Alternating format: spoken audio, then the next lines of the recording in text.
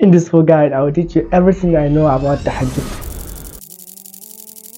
It's sad when you just Google the word full guide, you will see full guides on everything in this world, from focus to reading to meditating to willpower, everything. But there is no full guide for Tahajjud.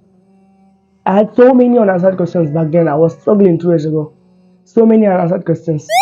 The only videos I found about Tahajjud were either talking vaguely about this very tiny portion, does not talk about Tahajjud in detail. I was able to find that video, and I wish this video was available back when I was struggling. When you just look for videos for Tahajjud, you'll see like 2 minutes, 4 minutes. Like the maximum I saw is like 40 minutes. But like all the videos, I'm telling you, genuinely, if you can trust me for this video will genuinely change your life. See, the problem these days and this day and age, people think that Tahajjud is something that you should do like once in a while. But no, Tahajjud is actually something you should be doing every single day. Like, man, think about it. When was the last time you prayed Tahajjud genuinely for the sake of Allah subhanahu wa ta'ala? That's missing out on something that is huge, man. Like, when you stop doing Tahajjud, it's a problem. It's a big problem, because not praying Tahajjud, it leads to all these bad moods. And these days, if you observe, people have lost patience completely.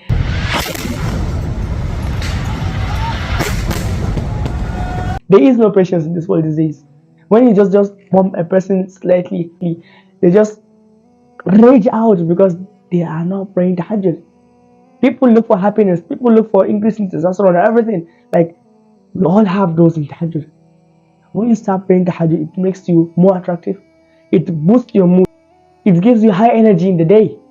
It even improves your sleep. And like, we'll get to that. What will you get in this video? We'll cover the history of Tahajjud and all the archaeological evidence of Tahajjud. We'll cover the science behind Tahajjud, the up-to-date research on Tahajjud. And I provide my argument why sleep and Tahajjud are not actually enemies, but they rather complement each other, just like the yin and the yang. We'll cover deeper understanding of sleep. I would give you an autistic level step by step on how to pray Tahajjud. I'll give you the 3 models and a realistic routine you can follow. We'll cover the prophetic Tahajjud, and we'll cover the arguments. People talking about the Prophet sleeping 8 hours. Some people talk about the Prophet sleeping 3 hours. We'll cover that in this video. And all the mistakes I made and how you can avoid them, because inevitably you're gonna find these mistakes as well. And there's so much more in this video. Like, this video deserves your full attention. And I wish this video was available back when I was struggling, because it was not easy. It was not easy. And while I'm even making this for free, I pulled myself from completely struggling, and I tasted the sweetness of the Tahajjud. And I feel like this is my moral duty to present it to you, to show you how it feels and everything about Tahajjud, everything I know about Tahajjud. I'll give it up to you. When you take this video seriously, not everybody will watch this entire video. Just a selected few people will watch this video. But I promise you, when you genuinely watch this video, this will change your life. So sit comfortably, take a pen and a paper, because you're gonna take a lot of notes as I present you the ultimate Tahajjud full guide. Think about that. It's messed up, man. We're supposed to be doing this every single day. The Prophet ﷺ was doing this till the point that his feet was well. And you and me, maybe last month, maybe in Ramadan, only Ramadan. So I want you to do this exercise right now. Take your phone, go to the alarms. You can remove all your alarms if you want, but put an alarm 30 minutes before Fajr. Do it now. No, it's no buts. So now we're gonna start with the history of the Tahajjud. Tahajjud comes from the Arabic word hajada, which means to stay awake or to abandon sleep. So Tahajjud simply means getting up for salah or qiyam after sleep. So there are different al-layl and the Tahajjud. People call al-layl as the general. You understand? So you can recite Qur'an, you can do everything. All is part of qiyam, and Tahajjud specifically is doing qiyam or standing in prayer after sleep. Tahajjud was not started during the time of the Prophet ﷺ. It was started way before. And during my research, I was not able to find the actual evidence that Adam والسلام, did tahajjud, but I was able to find archaeological evidence that proves like there was just some sort of like prayer at night.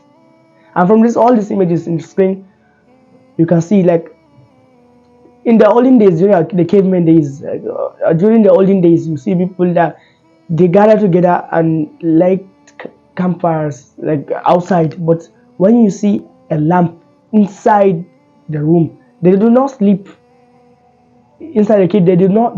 Those men or those people in the early days, they do not sleep with a light source. So when you see a light source inside a cave, like the Paleolithic lamps that they created, it shows that there was some sort of activity happening inside the cave. And if you observe this light, it does not emit a high amount of light. It just emits a light just for a specific area. It's amazing. And we know the Prophet ﷺ says that the Tahajjud was started way before then, during the time of Adam ﷺ. It's amazing. And the Prophet ﷺ said, best qiyam is the qiyam of Dawood ﷺ. I will cover that in this video. Very soon we'll cover that in this video. So, what are the up-to-date research on Tahajjud? The latest researches on Tahajjud and its benefits. I was able to find 4 fascinating researches on Tahajjud. The first research I found was conducted in 2020. The meta-analysis reviewed multiple studies, and what they found was that regular Tahajjud practice significantly reduces stress by influencing cellular and brain pathways. And I will link all the researches. You can go and make a research. I will link everything in the description. The second research, it is a research done in 2025 from Iran, published in the Journal of Cayman University of Medical Science. They divided 90 participants into 3 groups. The first group are those who prayed Tahajjud regularly. The second group was late night sleepers. The third group was standard sleepers. And these were the results. There's a study exploring a single bout of Tahajjud on acute blood pressure in hypertensive young adult males aged 18 to 25, and what they found was that this research was suggesting a role in promoting cardiovascular health. Simply, those young male, they performed Tahajjud between 3:30 to 4:30 a.m., around 25 minutes to 35 minutes per night, and what they found was an increase in their cardiovascular health. And this is one of the latest research, because this research was done in 2025 December. This study analyzed Tahajjud from psychological and health perspective, finding significant positive impact on both mental health and physical well-being. And they divided the stages of Salah, starting with the Takbiratul Ihram all the way to the final Salam of the Salah. And what they found was that during the Takbiratul Ihram, a straight position with both hands parallel to the ears, it can actually improve circulation of energy, rich blood, and reduce the risk of joint disorders, especially in the upper body. Allahu Akbar. But it can actually reduce the risk of joint disorder. Just this, Allahu Akbar. The second is the ruku' position. Like, this is fascinating. The Prophet ﷺ said that your back should be straight, right? And this research, they said, in bowing the head and spine, it must be straight. Doing that, it helps to maintain perfect position and function of the spine in supporting the body and nervous system. Just the ruku' position. And the i'tidal. Sami Allahu liman hamida. It is the exact same exercise to improve your digestion. What I found was the fourth one, which is the prostration. And this actually blew my mind. The brain is the part of the body whereby it rarely receives blood. But when you're in sujood, oxygen-rich blood flows to the brain. And do you know what happens when oxygen-rich blood flows to your brain? You actually start to think better.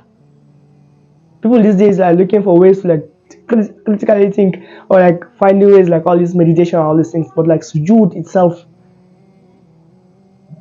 amazing.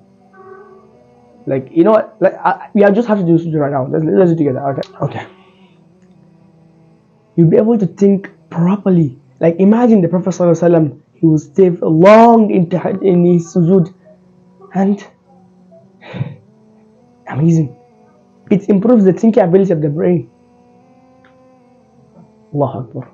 We had all these things, but like we think, I don't know why, for some reason, when you just talk about sujood or talk about Islam, people think like, oh, this guy again. The next position, which is the sitting between two prostration. The first and second sitting position has different movements. However, in the position, several body parts are pressed by other parts of the body, and this can actually improve the reproductive organs and even promote youthful appearance. Why are those people looking for like increase in testosterone and all these things, like buying expensive products? Like they're sitting between the sujood and even promote youthful appearance. The links is in the description. You can go and check it out for yourself. The final, which is the greeting. Assalamu alaikum wa rahmatullah. Assalamu alaikum wa rahmatullah. This is like the movements often done like gymnastics, right? Also, it relaxes the face, which can actually, this Assalamu alaikum, like the way you move your neck and your face, it can actually prevent migraines and headaches. It actually reduces headaches. So you have no other excuse. You as a Muslim, you're supposed to be healthy, because if you genuinely do the salah, even the tahajjud, the way the Prophet ﷺ does it. The Prophet ﷺ was one of the healthiest people on earth. And people in the olden days, they didn't know about all these medical benefits, but they still did it because of they love the Prophet ﷺ, because of the love they have for the Prophet ﷺ.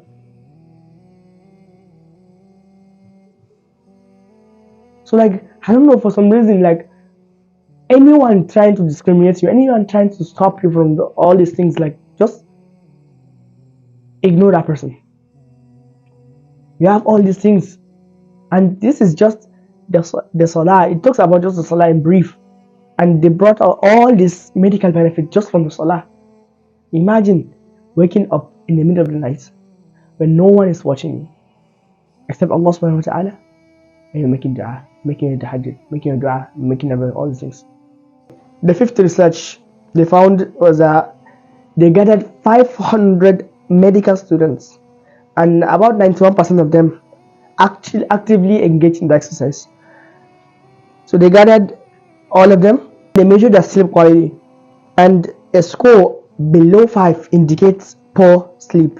Those that prayed tahajjud frequently were 13% less likely to have poor sleep compared to those who don't. And you might think like, oh, 13%. I was thinking like maybe 90%. But like, think about it. Medical students, they know this. One of the people those people that have one of the worst sleep of all are the medical students. Like, medical students, they have the worst sleep deprivation. Everything, like I'm sure you can understand this. Those medical students, they have the worst sleep of all, and to have a 13% and 13% of them having improved sleep because of tahajjud is amazing. Like, and I'm sure the research they did it for like a few months, maybe like a month, but they found 13%.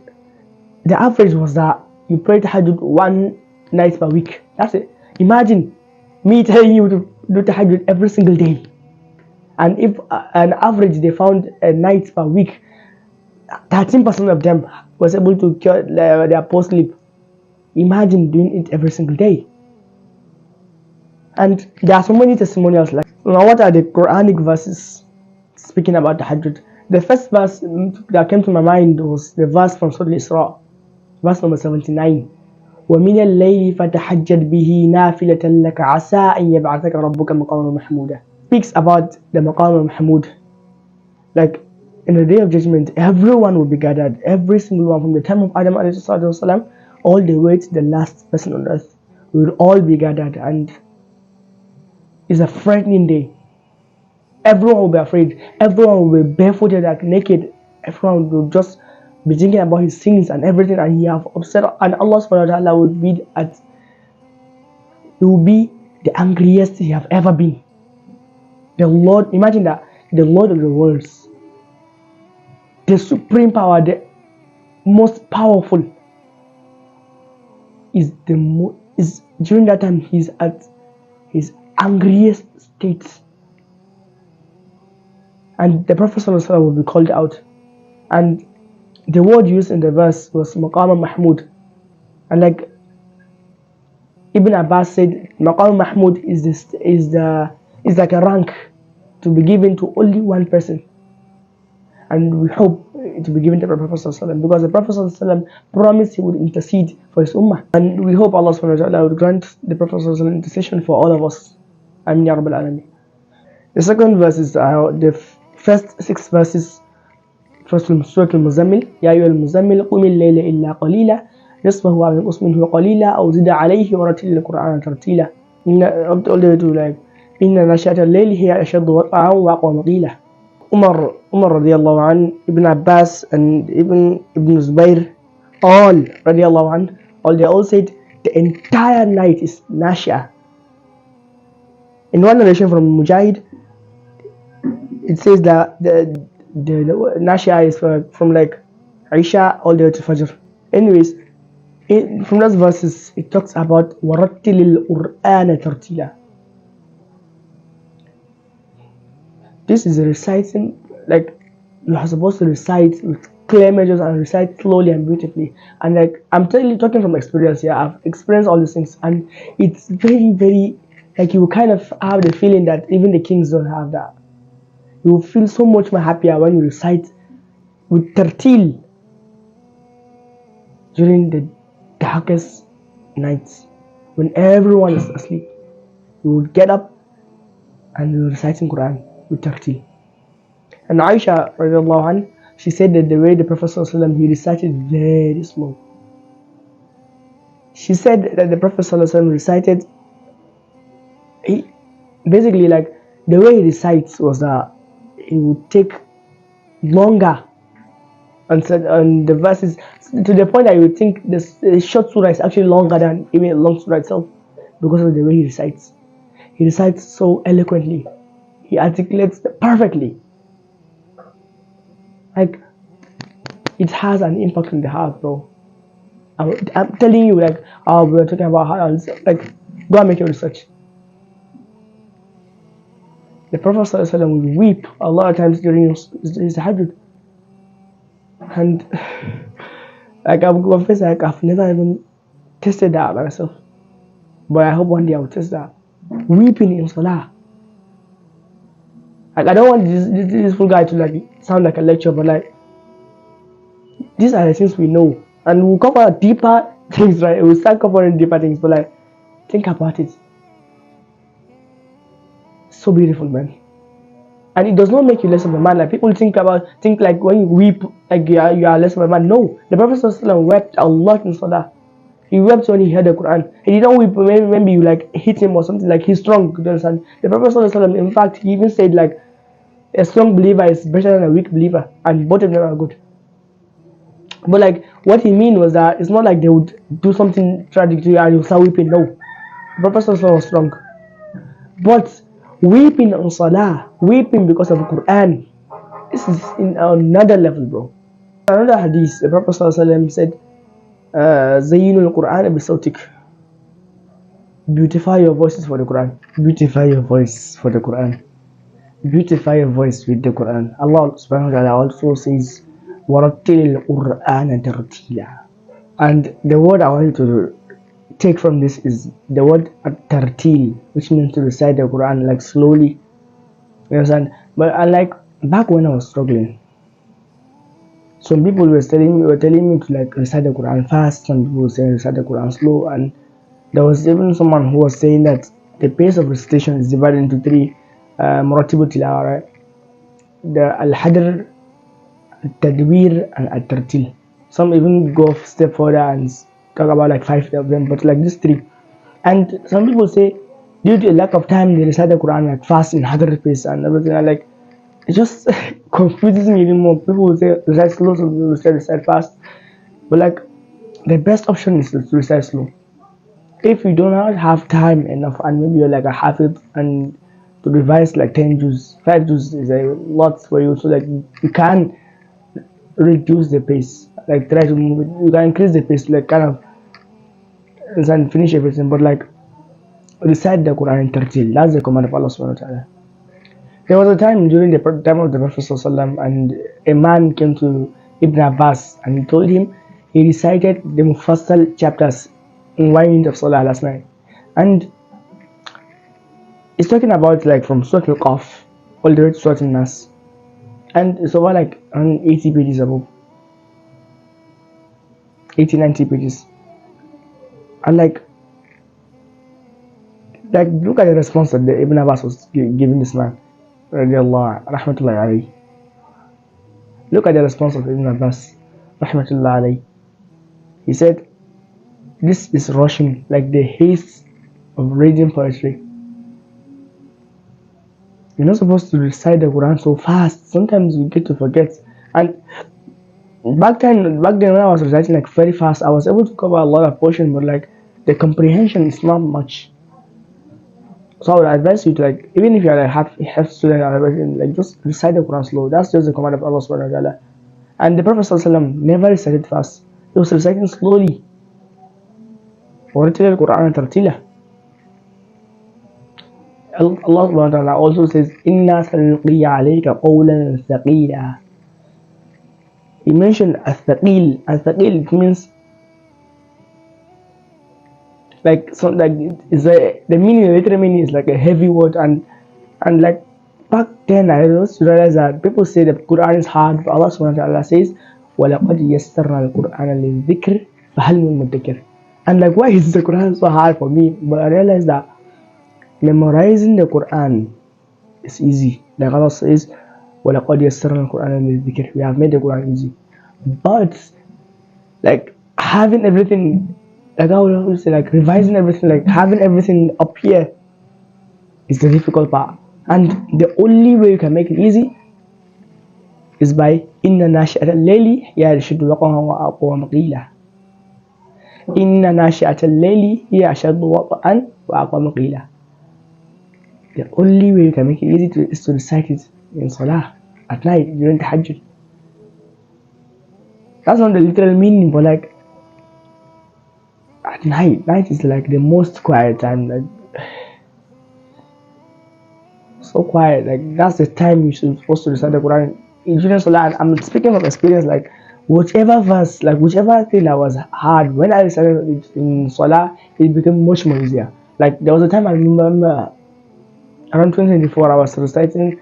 There was a page from Surah Al-Imran, from إن الله اصطفى آدم ونوحا وعلى إبراهيم وعلى عمران على العالمين, all the way to فلما أحس عيسى منهم الكفر قال من أنصاري. Like there's a record there, like 2.5 pages. Those verses I remember vividly. I remember like there was a time I was sitting down, I was reciting those verses, those pages, 2.5 pages, 40 times. 40 times. Next day I was supposed to lead Salah in a madrasa in Maghrib. I made a mistake. Like you can imagine that, reciting the Quran 40 times and making a mistake, like forgetting the verse. And like after some time I started to realize, like when I heard about reciting the Quran in Salah, I was like, come on.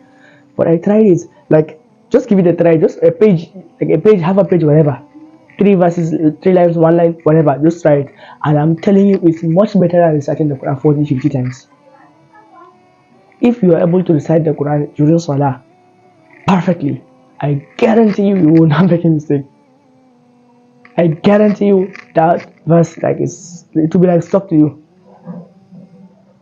Inna sanulqi alayka qawlan thaqila is heavy, like it's a heavy word, and that's the only way we make it easy for ourselves is to recite it during Salatul Qiyam al-Layl.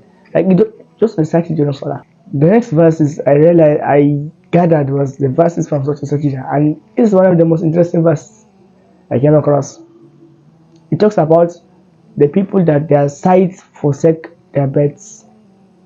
The Arabic word used was tajajafa, and literally it means like kind of abandoned bed, or like kind of forcefully resisting comfort, like getting out of comfort, like yeah.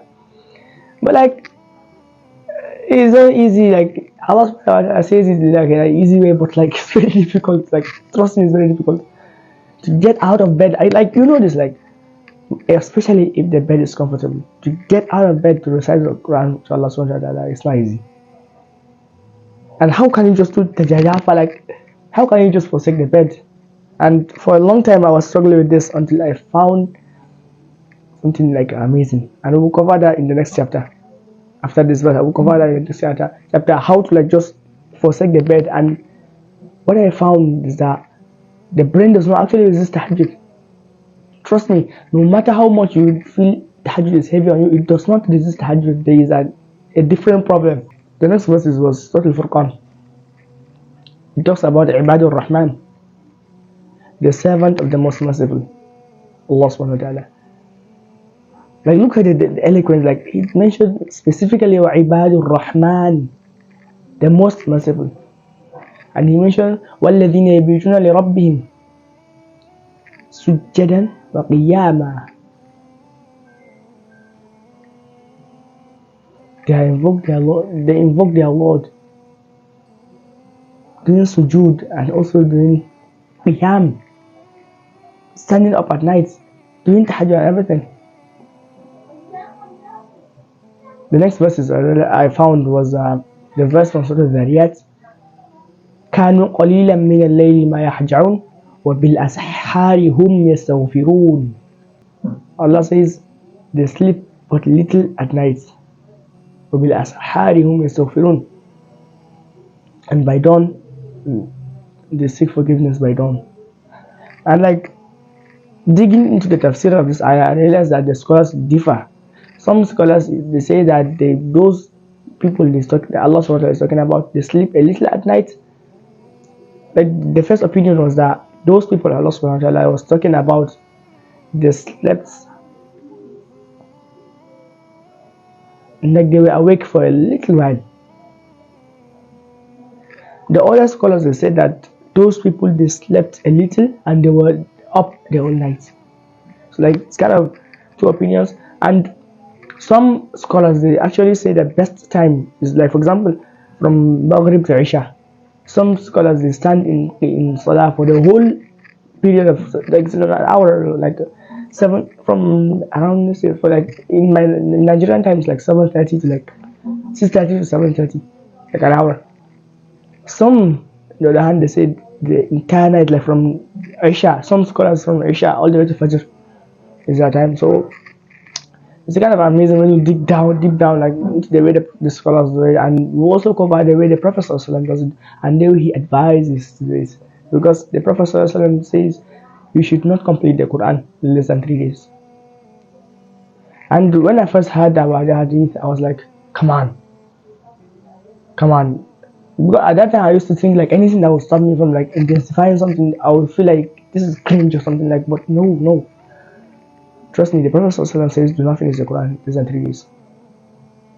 Because when you are reciting the Quran, you complete like maybe 10 juz a day.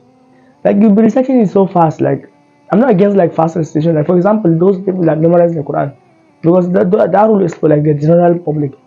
Those people that memorize the Quran, maybe they want their heads to be very strong. They are allowed to complete the Quran even daily.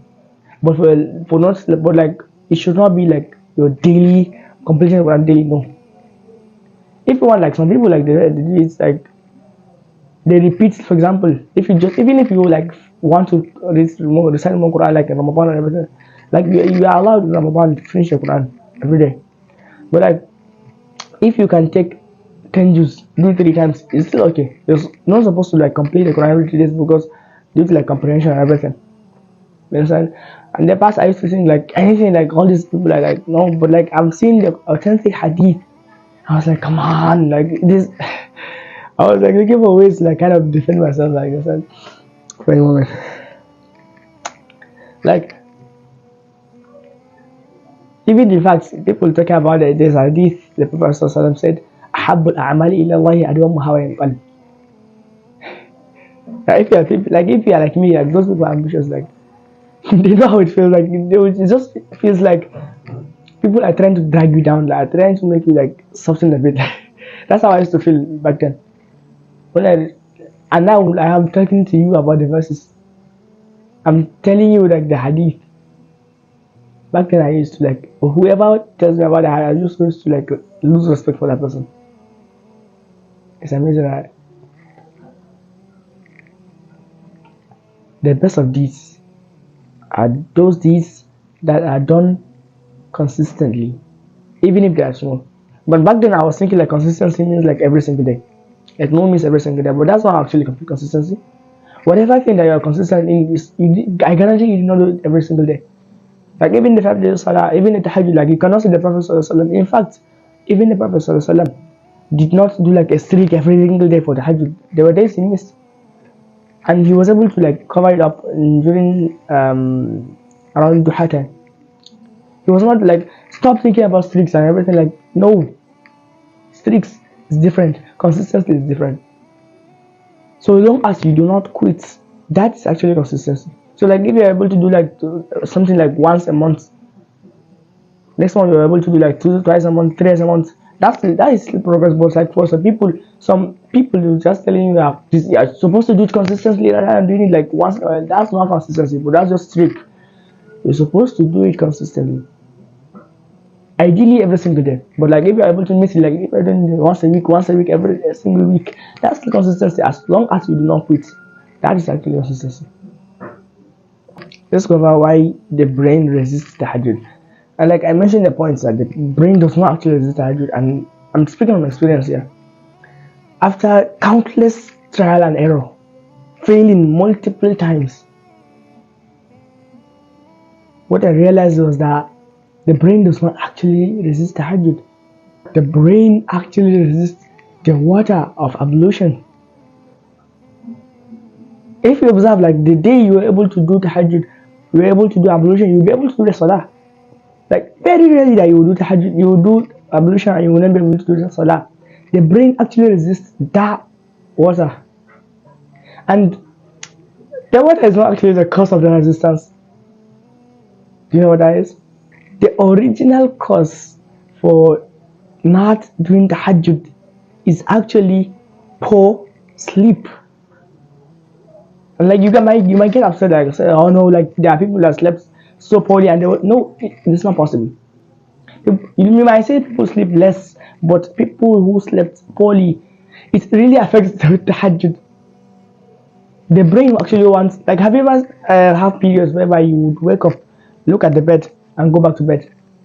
Like there were several days I would put many alarm, I would wake up. Sometimes like there was an advice I was like people told me that you should take a lot of water so that I'd be able to wake up at the middle of the night and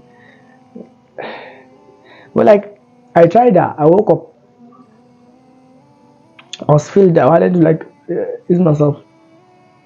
I went, I urinated, I finished everything.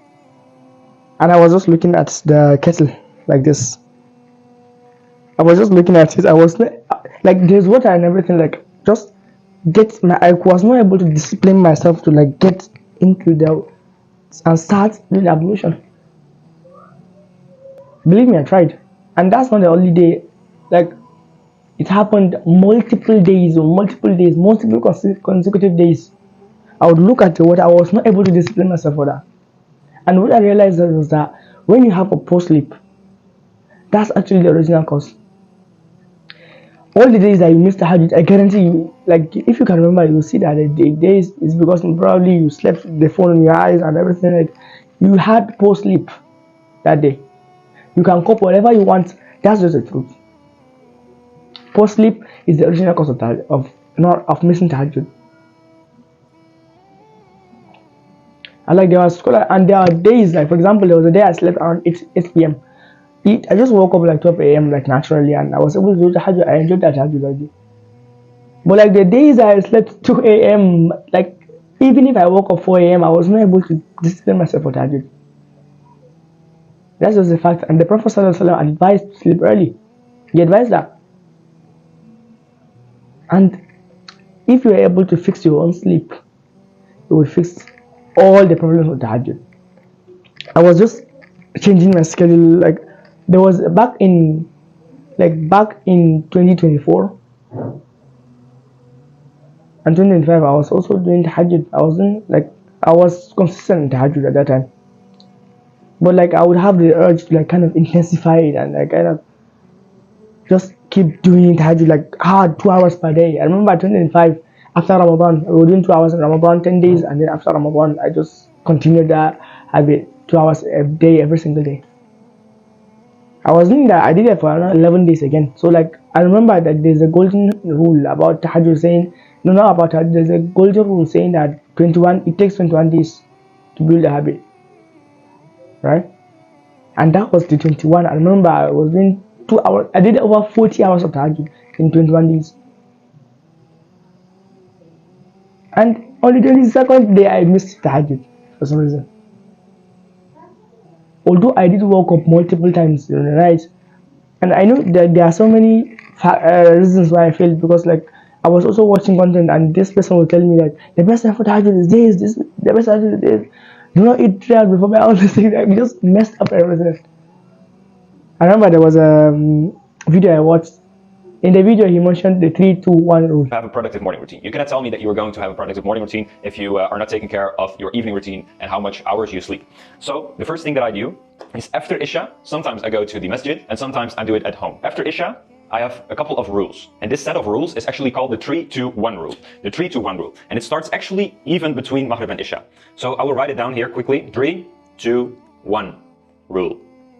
The 3-2-1 rule actually means 3 hours before I go to bed, I don't eat any food anymore. Because when you eat a lot of food before you go to bed, it takes a lot of energy for your body to process that food. Because what happens when you go to bed and you eat a lot of food, or even a little bit, you go to sleep, you close your eyes, but your body is still working, it's still processing all of the food, everything. So it's really bad to eat before you go to bed. Now, 2 hours before I go to bed, I make sure that I don't drink anymore. No water, nothing. And the reason for that is a little bit the same as the 3 hours no food before you go to bed. But the main reason is actually because if you drink before you go to bed, the likelihood of you needing to go to the bathroom in the middle of the night is getting higher. Then 1 hour before you go to bed, no screens. What I do is I make sure that there's nothing coming into my brain anymore. No TV, no Netflix, no social media, no phones, no messaging, no calls, nothing. Just winding down and taking time. Like a revert entrepreneur. And he said, you are not supposed to eat 3 hours before bed. You're not supposed to drink water 2 hours before bed, and you're not supposed to use your phone 1 hour before bed. It sounds harmless, right? I took the advice, and based on like the way we live in Nigeria and everything, it's kind of different from that person. And like number one, the fact that I'm supposed to think, I would have thought that he has his own freedom. He has money. Like he eats he eats different food than me. Like everything like that is so different. Why would I take such advice? I started to I wanted to sleep 10 p.m. So I was thinking, okay, 3 hours before bed, so 7 p.m. no eating and everything. And I was going to the madrasa as well, and the madrasa will close 8:30, and I would just get frustrated and everything. There was a day I was just arguing with my friend. I wanted to eat around 6 p.m. and he was like, no, it's just a mess, bro. It was a mess. There was for example, in our house, the food is not ready around 6 7. Some houses there's ready 6 7, but for us, for some reason, it's not ready. Most of the days it's 8 p.m. Sometimes 7:30. On average, the food is ready. Sometimes I would go to sleep. I would sleep even on the rock on the floor so that I would have energy to wake up my dad. And I made so many things that fucked up my dad and everything. I missed. And the day I missed, I was so pissed off. I was so upset and everything. And I started to scold myself because I was able to remember there are some videos I watched as well. It talks about the Sahabas, when they missed the Tahajjud, they used to hate themselves, shout at themselves and everything, just get upset about yourself. And I thought that by me scolding myself, I would be able to like get so angry that I would never miss Tahajjud, but that's not actually true. When you miss a day and you scold yourself, in fact, you will not wake up for Tahajjud. I remember after I was scolding myself, I was just pissed or getting pissed off for like hours. I would constantly remember the thing and I would get angry and I would shout out like, I'm worthless, I'm this, I'm this, I'm this, I'm this, I'm this. I remember there was a time I felt like a chain, like a snapping chain, like a chain snapped. Yeah.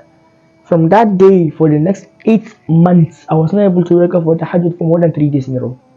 8 months. Like, 8 months.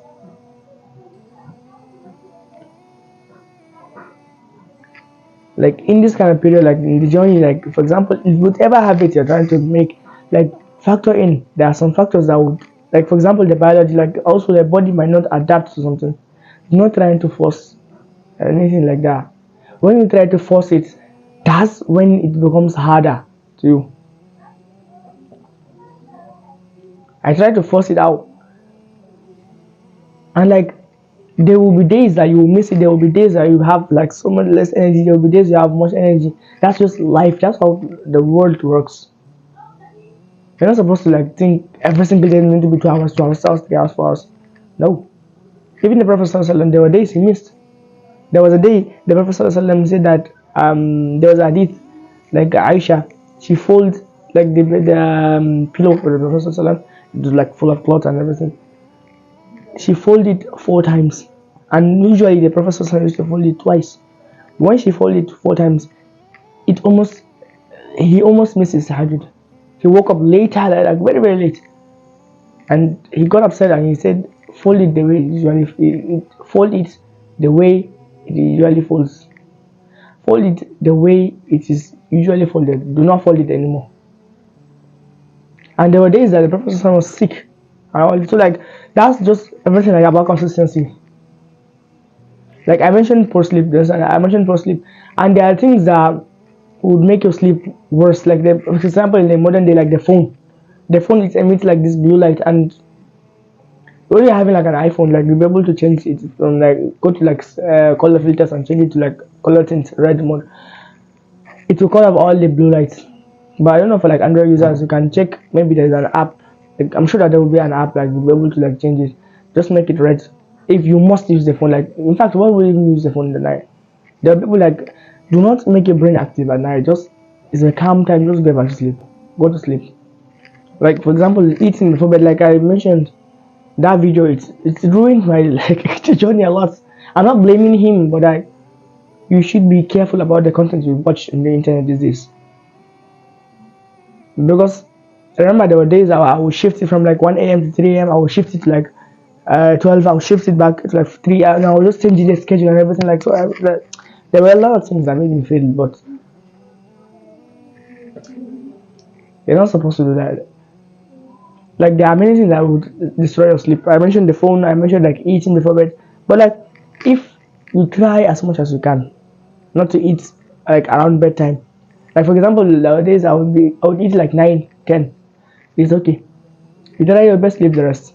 You will be able to wake up. It's not that when you eat, like that's the mindset I had. Like when I thought when I eat anything below after like anything above below 3 hours, and I don't Tahajjud and everything. No, trust me, you'll be able to wake up for Tahajjud. Trust me. Eat as soon as possible. If you're not able to eat until like maybe 11 a.m., it's still okay. 11 p.m. is still okay. Just eat, relax, get back to sleep. Like if you want, I can make a full guide on sleep as well. I had like a fair amount of knowledge about sleep, and I was like researching a lot about sleep, and we'll cover like deeper understanding on sleep later in the video. But like if you want, I can create a full guide for you. You can comment down below. Now about the sleep, the Prophet ﷺ. There were scholars like Dr. Asim Al-Hakim and Dr. Zakir Naik. They all said the Prophet ﷺ hardly slept 3 hours, 3.5 hours per night. But like there was an Asian scholar in the past, Ibn al-Qayyim rahmatullah alayhi, Ibn al-Qayyim al-Jawziyah rahmatullah alayhi. He mentioned like there's a lengthy book called Zad al-Ma'ad, and in the book he mentioned that the Prophet ﷺ slept a third of the day and nights, and I slept in 24 hours, like 8 hours.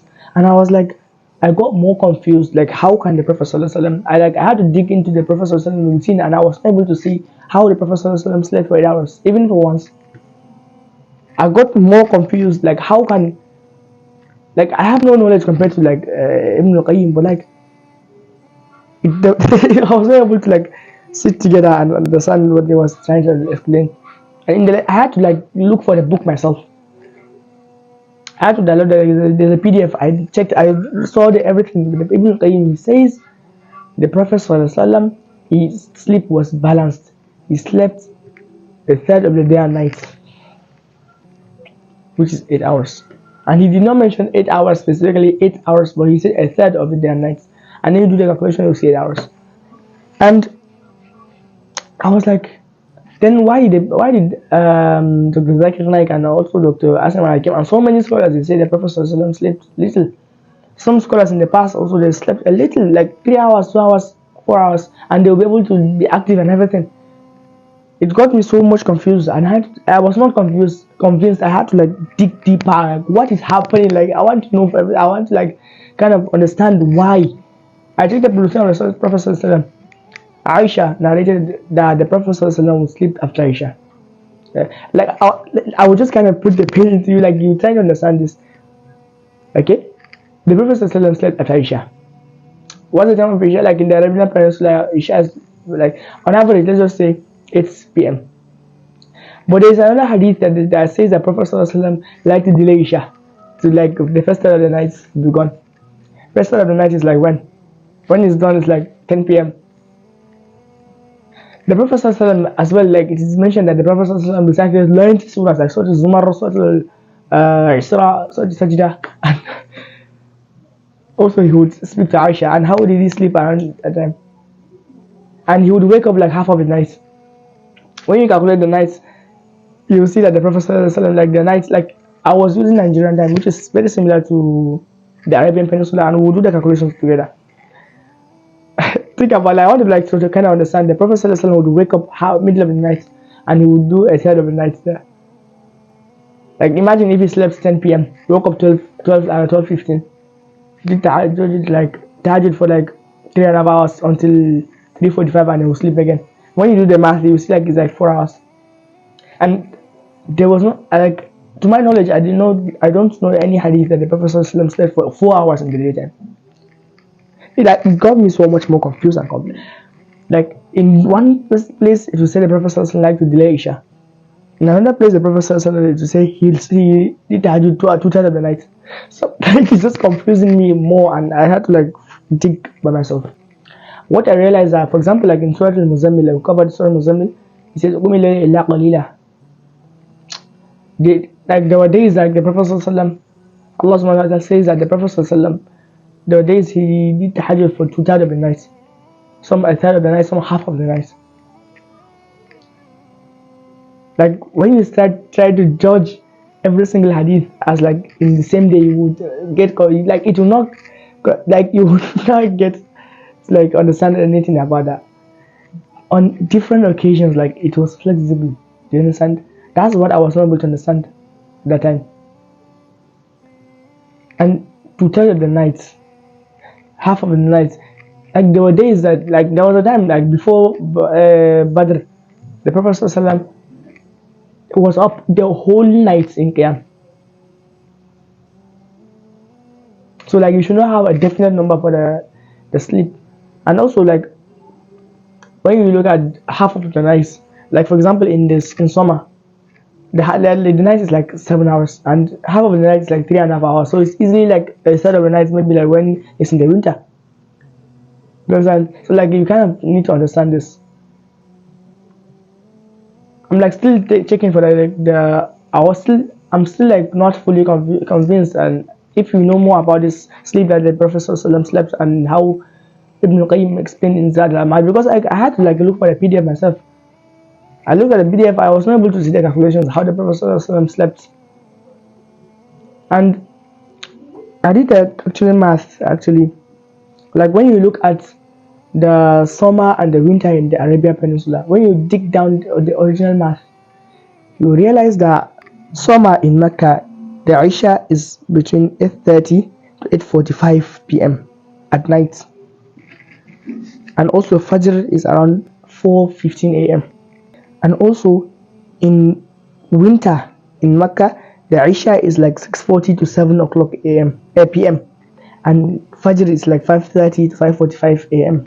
And in Medina, the Isha is like 6:30, 6:45, and the Fajr is like 5:40, 6 o'clock a.m. And when you do the math, you realize that in Mecca, in summer, is like the night is 7 hours, and in Medina, the night is like 6.5, 7 hours, and also in Mecca, the winter is 10.5 hours to 11 hours. Some even say 12 hours, and in Medina, the night is like 11 hours. So like 7 hours in like winter and 11, 12 hours in 7 hours in summer and like 11, 12 hours in winter. Let's say just 11 hours, 7 hours. And why is that? The earth is settled around 23.5 degrees, and in the orbit of the sun around June, around June time, the northern hemisphere leans towards the sun, which gives the shorter night. And during around December, the northern hemisphere leans away from the sun, which produces a longer night. And when you look at the latitude in Mecca, it's the 21.4 degrees north, and the Medina is 24.5 degrees north. The solar declination varies between 23.5. I don't want to like speak like a nerd, but like when you look at do the math in the winter time, okay, it's like 11 hours. And the Prophet ﷺ slept immediately after Isha. Let's say he slept like 7:30. Fajr is like 5:30. He would sleep, and before he would get like 4.5 hours in the initial sleep, and then 1.5 hour, like 6 hours. So like during the summer, he would sleep like for like 4 hours, winter 6 hours. And the Qailulah as well. The Qailulah, the Prophet ﷺ would sleep. Like Qailulah is meant to be short. It's meant to be short. It's like the scholars are kind of explained the Qailulah. So many scholars, like some of them said, some scholars they said that the Qailulah is meant to be like a rest, not even sleep. Some they said it's supposed to be a short sleep. Some they say like it's just kind of it's just sleep. Understand? And Ibn Qayyim categorized daytime sleep into like three in his book. He mentioned al-khulq, which is the midday nap, al-khuruq, which is the early morning, and which is discouraged, and also he mentioned al-humuk, which is the sleeping after Asr, which the purpose which it is believed that it impairs the memory. Ibn Qayyim also warns that when you sleep after Asr, it's actually like kind of it affects the night sleep, and so like that's why it is not encouraged. But like scholars like Ibn Manzur, he says that Qailulah is actually sleeping in the middle of the day around noontime before Dhuhr Salah. Imam al-Sana'ani, he says it's just resting at noontime even if you do not sleep. That's Qailulah. And there's also a scholar, he said like the sleep past Dhuhr time. What I want you to understand, like in the Arabian Peninsula, the sun it reaches around 45 degrees to like 50 degrees during the summer, which is very very hot, and like work is basically almost impossible around that time. So most people naturally they go to the masjid or they go home and sleep. And for, like based on like experience, like realistic, how did I do it? Actually, the way I did it was that I experimented a lot. And what I found was that the best for me was 20 minutes of Qailulah. Because like when you sleep, before you be able to sleep, it's like you take maybe like 10 minutes, sometimes 5 minutes. When I'm tired, I'll just sleep instantly, like 2 minutes, 3 minutes. But on average, when I wanted to sleep, I would sleep for like 10 minutes, I'll be awake, but I'll be like in light sleep and everything. 20 minutes for me. Sometimes when I'm like so tired, I sleep for up to an hour. Sometimes even more than that. Sometimes there was a time I was sleeping from Dhuhr to Asr completely. I was sleeping just because I was so tired. And like it's advisable, like even if you have 5 minutes, just rest. That's the most advisable. You don't need to like have a lot, like sleep a lot, but like you still try. Like some people, like for example, those people that are doing the 9 to 5 job, and which makes it very almost impossible. Like I'm speaking as if like it's very very possible for me. No, I remember my friends gave me a hard time sleeping the Qailulah. Even if it's just short Qailulah, they would not allow me to sleep. I would like battle with them so much about this Qailulah. And when you do the Qailulah, it helps to sleep. Like I remember I told you about the post sleep.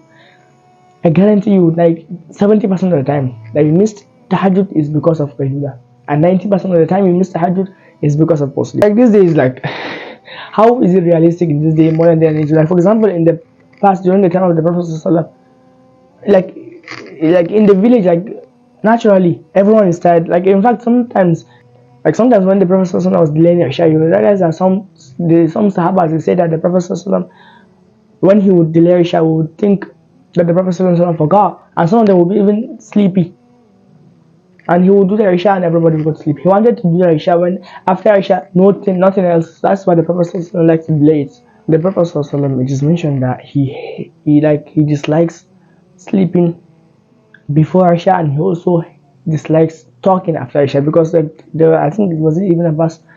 He says that there's a look on the Prophet's face. Like when you see his face, you know that he dislikes this.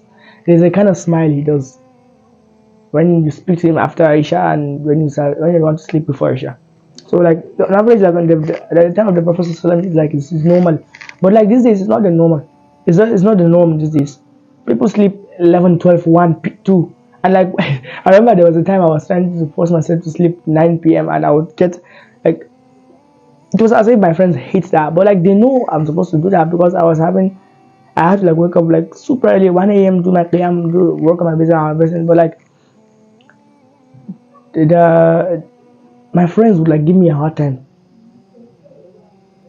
They will not bring their own problems until like around 9 p.m. at night. They'll bring out their problems like I need to help them about this, blah blah, and like so many things happen. And sometimes my family would like there's something urgent we're supposed to, and like just have to. And that's why I realized that in the past I thought that you need to like avoid distractions at all, but like this is not possible in this day and age. In fact, me recording this video, you might think I was just like in this room speaking like without any distractions. No, I was interrupted multiple times. I had to just cut it so that I would not be able to see it, but I was interrupted multiple times. Like in fact, like 5 minutes before now, I was interrupted. You just have to keep going, no matter what. But Allah Subhanahu wa Taala will always test you. And when a distraction comes and you just leave that thing completely, you're not ready for it. The best is to do it despite all the distractions. Like you should try as much as you can to avoid the distractions, but like those distractions that this is life. Like you do not control life.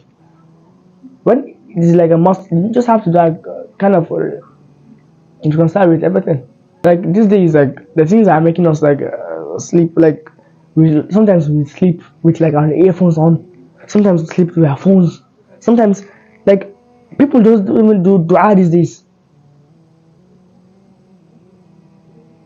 Like it's just people like they will binge it around 11. Some people like around that time. That's the time. Like for example, like you know this, like when you're online, like around that time, that's the time that everything is like active and everything. I had to push myself. I had to like forcefully tell my friends no. That's what I had to do. Is I had to force myself not to do it. So many things. Like come on. Some people might have it easier. Like for example, there were people that like in fact they didn't have friends. Like I'm sorry to say this, but the friends that don't even something like those people would be easy for them. But for me, I'm the kind of person like yeah in a class like if you ask who is my friend, I will call everybody. And this will like usually disturb me. But like these days like it's much easier, and they start when you keep on going with your journey, keep on doing that same thing.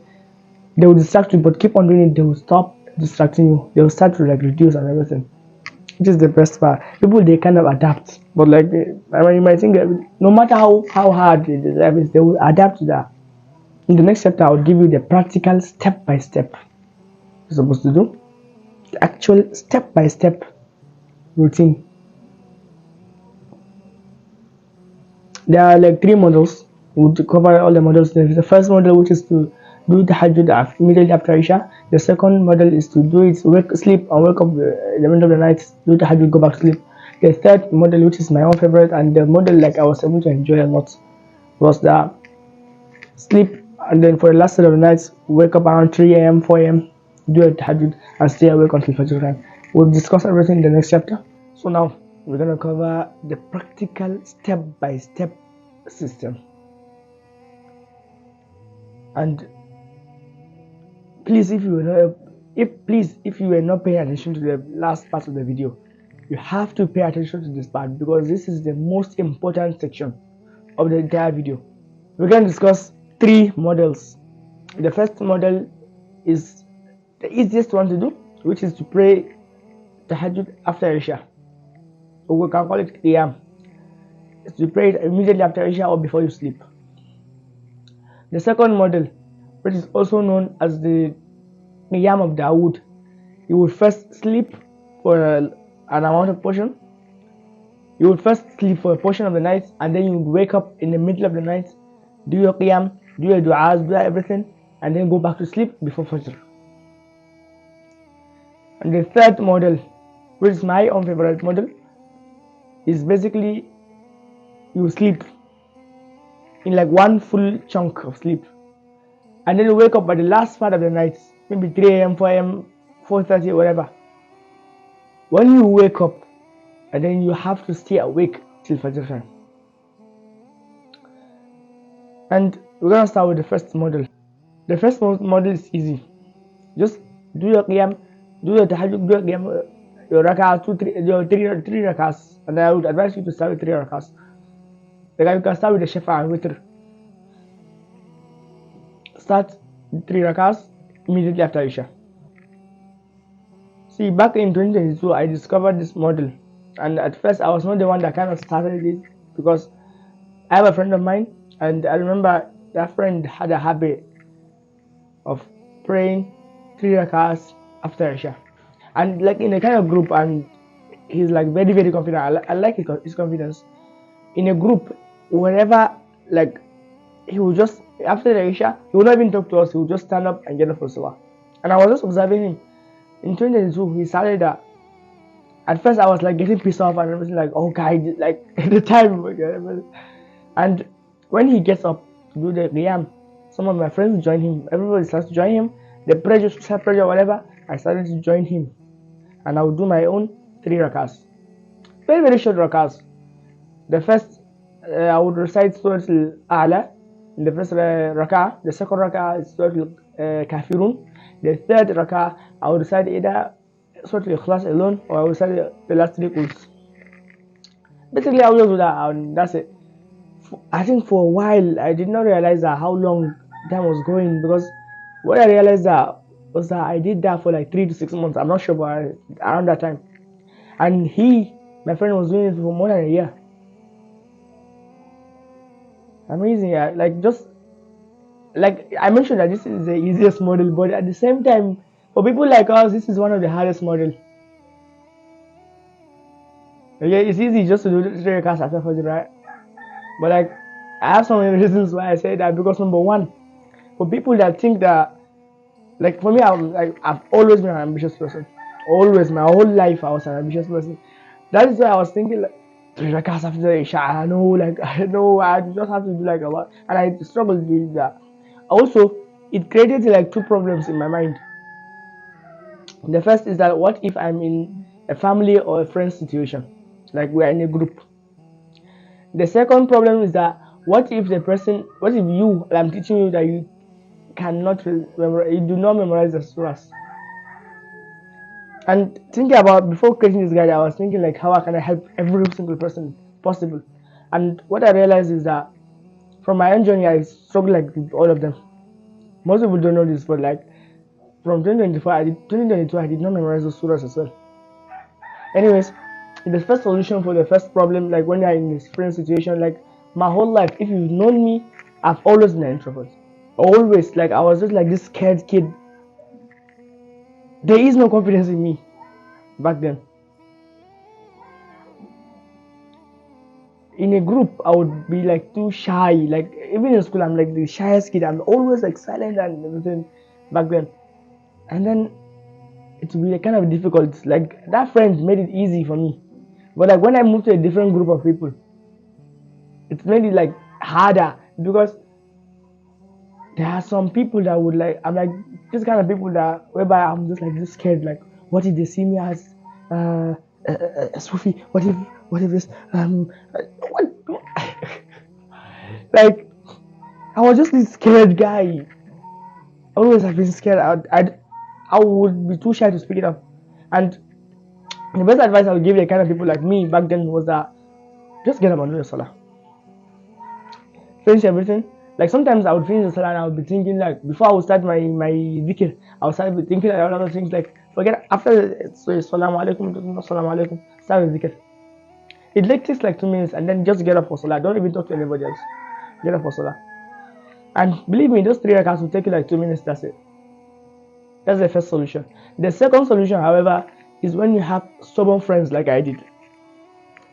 Those friends will look at you in the eye and tell you, no, let's go somewhere else. You have to fight that.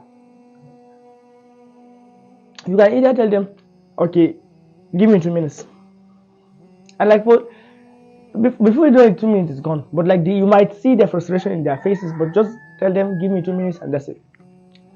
And then, like, sometimes they might not even agree. Just tell them, okay, go. I will come later. Let's get out 2 minutes. I will come back later. I will join you later.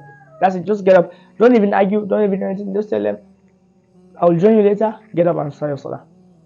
Because trust me, when I tell you this, if you start to argue with them, you might not even pray the salah in peace. Like you be praying the salah pissed off, getting like these people are all these things.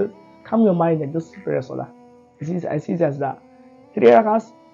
And then the second problem I mentioned, like about not memorizing the surahs.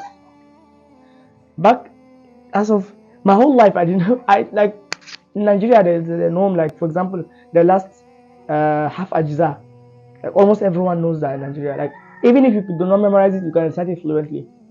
Alhamdulillah, that's like one of the ni'mas we have in Nigeria. I am fluent in that, but I did not memorize the surahs, or at least I was not confident enough in the surahs. So I would recite it very low, like I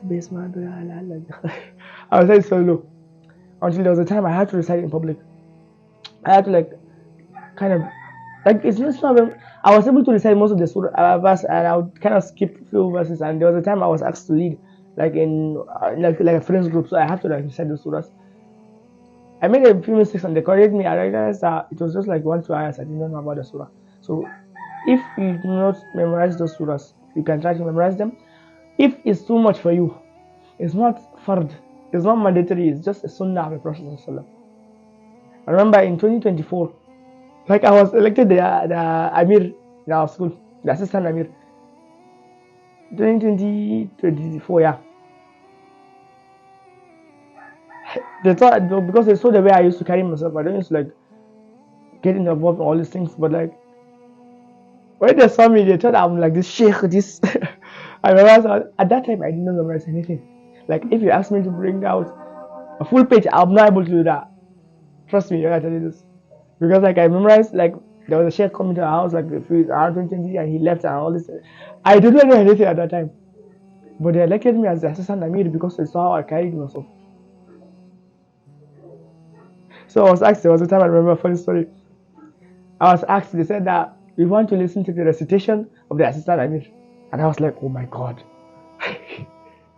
I was trying to like show through like with eye contact, trying to show like please no.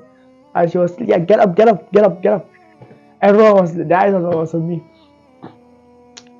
Because I remember back then I was like, it's kind of funny, I would just gather like I would get some papers, I would like kind of the videos I watch, for example, Dawah videos I watch. I would like watch the video maybe like last week, and then when I'm trying to like synthesize everything, I would rewatch the video, I would jot some points and everything, I would try to memorize. And I was like, I don't know how I did it. As a shy kid, I was able to sit down in front of hundreds of people, give a lecture, full hour lecture. And people thought like I'm like this sheikh, I knew everything. Like in fact, there was some time I remember I quoted verses from like the tafsir of the Qur'an and everything, like tafsir al-Layl, and everyone was like, oh, this guy is sheikh, this everything. So I was asked to recite Qur'an in front of everyone. The entire Muslim school, there's Muslim students in the school. I was asked to recite in front of them, and I think we are about like 200. I'm not sure, around 150 to 200. I was so scared, but I was really I remember I recited, I think, one ayah. وَإِذْ قَالَ رَبُّكَ لِلْمَلَائِكَةِ إِنِّي جَاعِلٌ فِي الْأَرْضِ خَلِيفَةً from Surah Al-Baqarah. And I remember that verse, I did not forget that verse. I just recited, like, I was like, I started to recite with terrible tajweed, terrible makharij, just terrible. I just recited everything. I just recited and that's it. See, like, it's kind of important, like, even if you leave a legacy, like what I did at that time, I'm not trying to like boast or anything, like I'm just speaking the facts. What I did at that time, no one was able to do it before me and no one was able to do it after me. I would sit down for an hour every like Thursday, and it was shifted to like Fridays.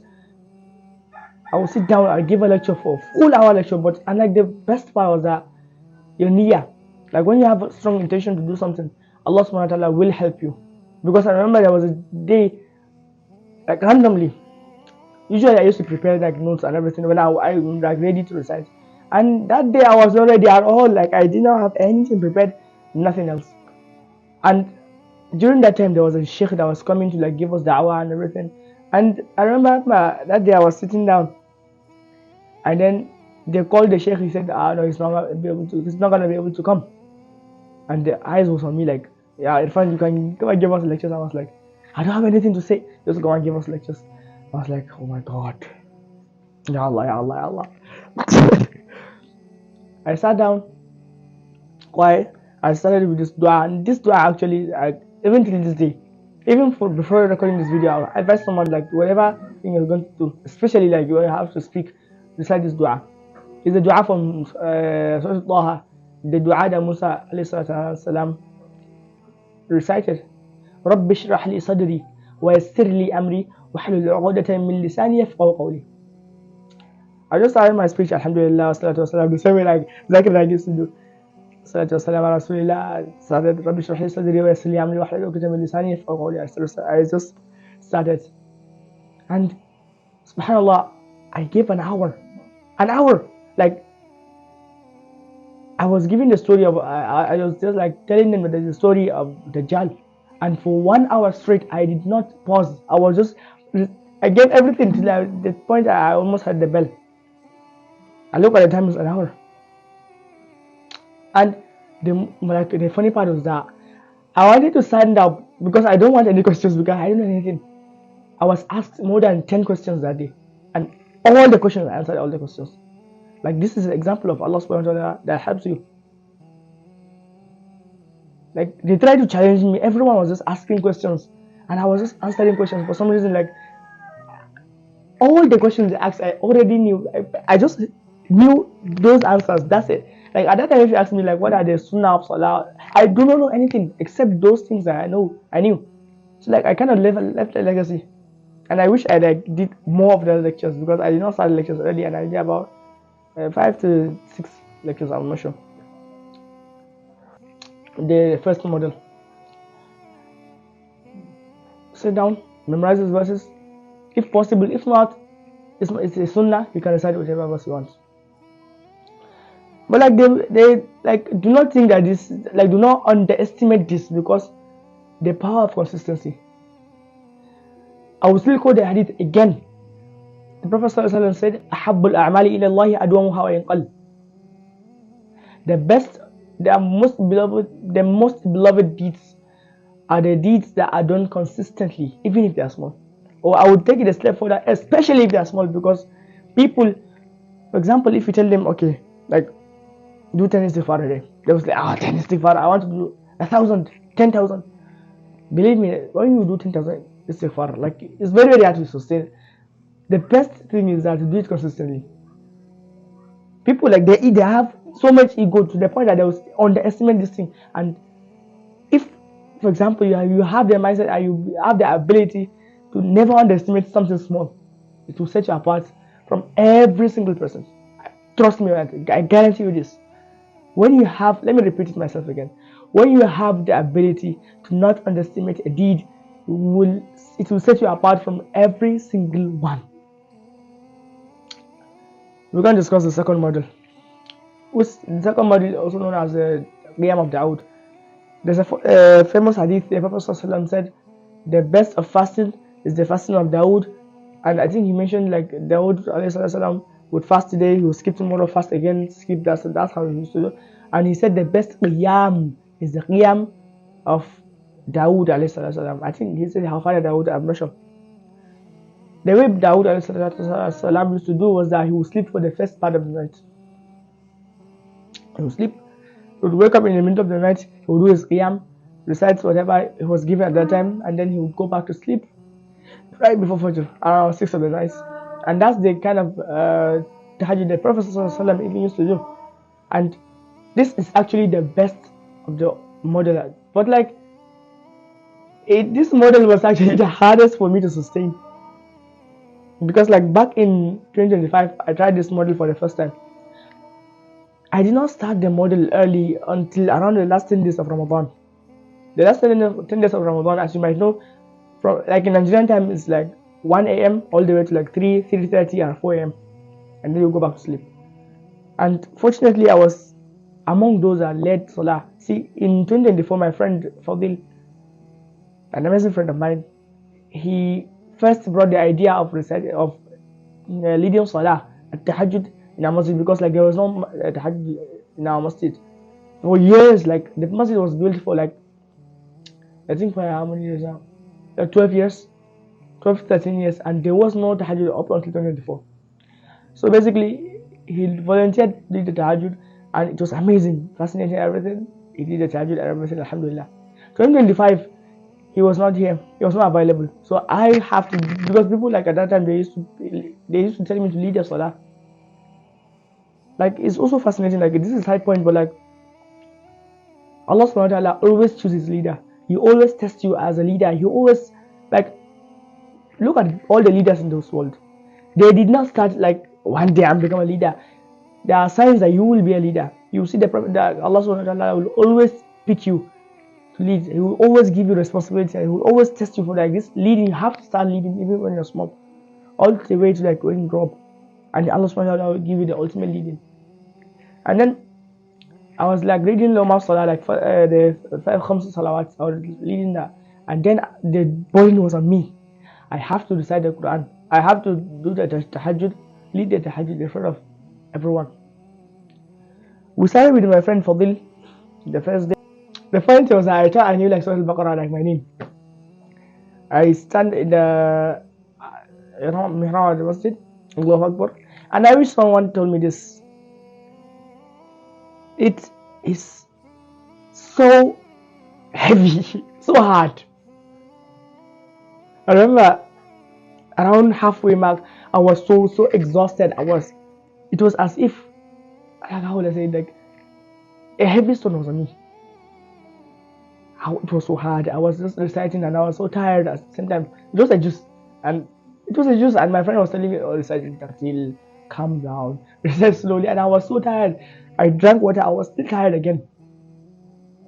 I made so many mistakes. The mistakes I did not, I underestimated, like for example, hum, and all these things. I was making so much mistakes like that. The small mistakes, I was just making so many mistakes. I felt so embarrassed actually.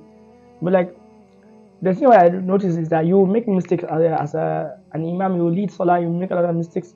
But like the people around you, most of them, they don't even care about the mistakes. And at that time, I thought like everybody was like, "Oh, it's not even ready, blah blah blah." No. So I was leading Salah, I was making so much mistakes. The next day, problems started to arise, and my friend Fadil, his sheikh told him to lead in a different masjid, and he would not allow him to lead in our masjid. Around 11:30, I remember, I didn't even know about that. Like in the morning, he did not even tell me about that until my mom came back and she met his grandmother, and his grandmother told my mom that Fadil is having a new masjid to lead. My mom didn't even know that, and she just told me around 8:30 p.m. Like, I'm like, she told me like, Fadil is leading in a different masjid now, and the sheikh told him not to lead in that, just lead in this masjid. I was like, oh my god, I had to call him like, Fadil, why did you tell me? And he said that he was trying to look for someone to lead to replace him. He thought he would be able to get it, but he was not able to get it. I'm like, around 9 p.m. and you know there's the tahajjud. At that time, I remember we were starting at 12:30. I have less than 3 hours. How can I find someone in this period of time? Remember, this was one of the most stressful moments of my life. I ran out of the house looking, and I remember I would speak to someone. He would look me directly in the eye. No. I would beg people to lead. No. I went with another friend of mine. He was telling me that it's his time for sleep and he don't want to interrupt his sleep. So yeah, just go and look for someone. He went back. I was like, okay, no problem. I met so many people and everyone was telling me, no, I'm not gonna do it. I pleaded to them, no, I'm not gonna do it. It's too hard, blah blah blah. And I was like, the first juice of Baqarah, it gave me a hard time. Now I have to do the rest of the thing myself. No, I said I'm not gonna do anything else. And also the weight was still on me around 11:30. 1 hour left. I was like so demotivated. I remember my friend, he escorted me back to like he was telling me just go and do like 2 juice. And I was not. I wish there was a way I can like kind of pour it into him because he did not understand at that time. He thought like just lead something, just like for 2 juice by yourself, and then in the morning we'll look for someone. I'm like, the first juice, it gave me a hard time. Like, how can I lead 2 juice? I said no, I'll just come back. I came back again. For some reason, I just came back and I was looking, and I met one of my close friends, Rashid, and he helped me. I was like explaining everything to him. It's like, oh my god, like he kind of showed empathy. Around 11:30, he was supposed to go back home and sleep, but for some reason, may Allah reward him, he helped me. We went to we started. He asked some friends of his. We were looking for friends, and then we found someone at the real one. He helped us. He said, okay, he had a different masjid, but since we need his help, he would help us. So he would do half of the around. He would go back to his original masjid around 2, and then Rashid would continue everything, and I would do the kunut. We carried everything like that, and it was so difficult because I remember towards the end, like around 7 days in, all of them got sick because the masjid we were in, there's a remote to like turn on the fan, and the person in charge of the remote did not give us the remote. So like whenever he passes by and he saw that we have already started, he will turn it on and leave. Whenever he left early, we did not start, he will not turn it on. And sometimes we would do like mosquitoes and everything. Like you might relate to this as a Nigerian. Like mosquitoes, those. Oh my god, that's I hate those things. They got sick, both of them. I have to continue everything by myself, and I did not recite. I did not memorize the last part of the Quran because the way they did it, both of them was memorizing from Surah Kahf downwards, and I recited from. I was memorizing at that time. I remember from Baqarah all the way to like Tawbah. So like I cannot do the rest of the things that they were doing. I had to open the Mus'haf. I was alone. I had to open the Mus'haf, recite the juz by myself, making so many mistakes, man. I was just complete this thing. At that time I lost all complete hope. I didn't even thought like I was able to do this thing very well. I lost all the hope, and I was just reciting. I was just reading with the Mus'haf, like looking in the Mus'haf. We finished everything, and towards the end I used my phone also. I was reciting from the phone and everything. I completed the salah. After that I said, okay, I'm gonna continue the habit. I was doing 2 hours the same time in Ramadan, 2 hours every single day.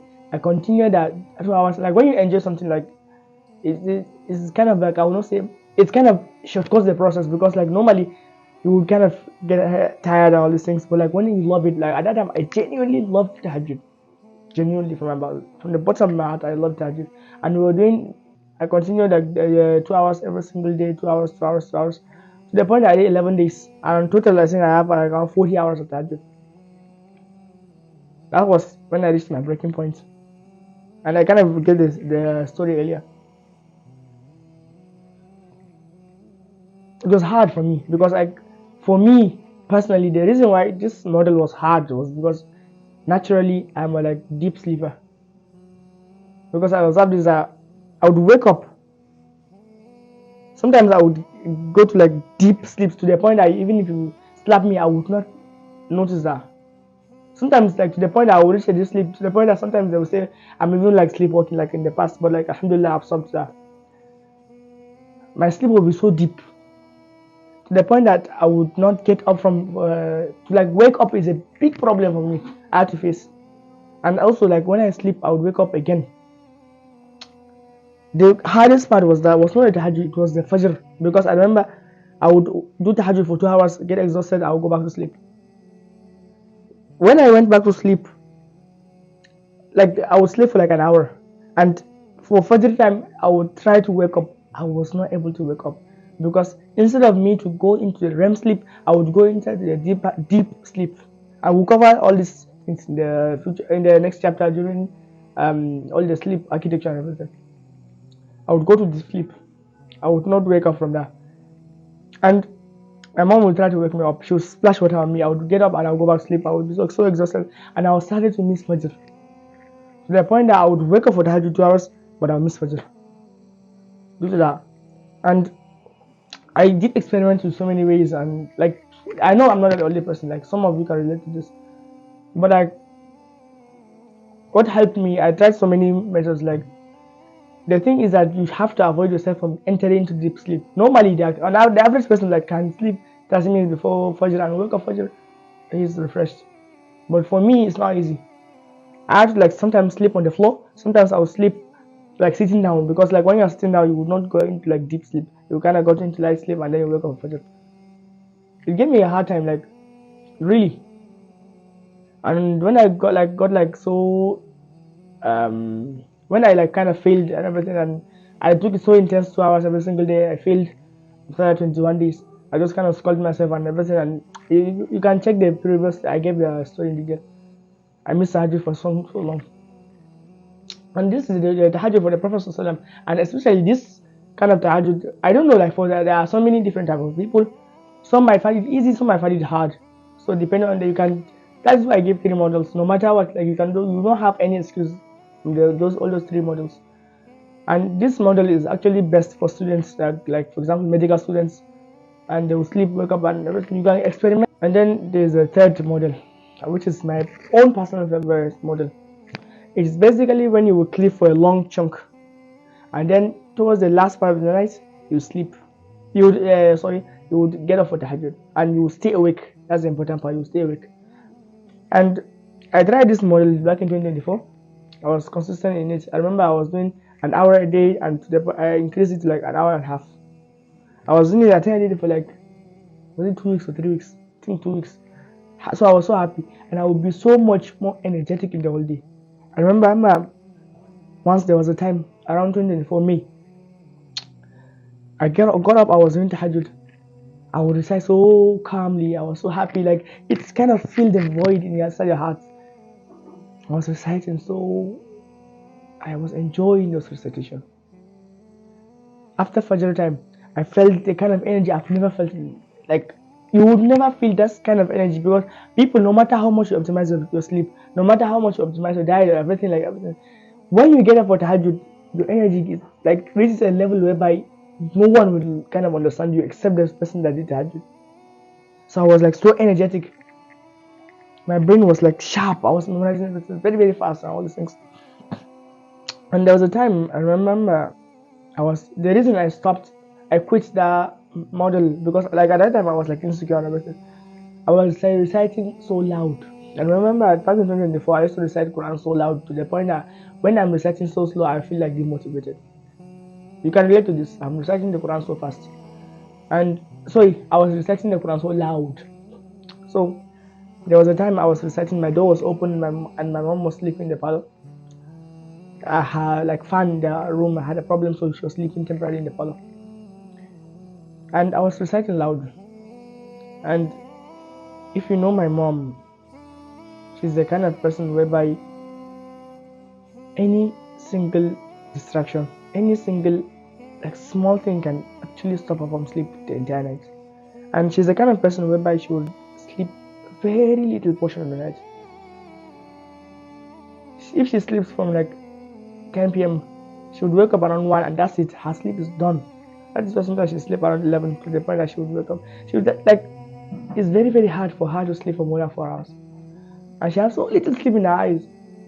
I remember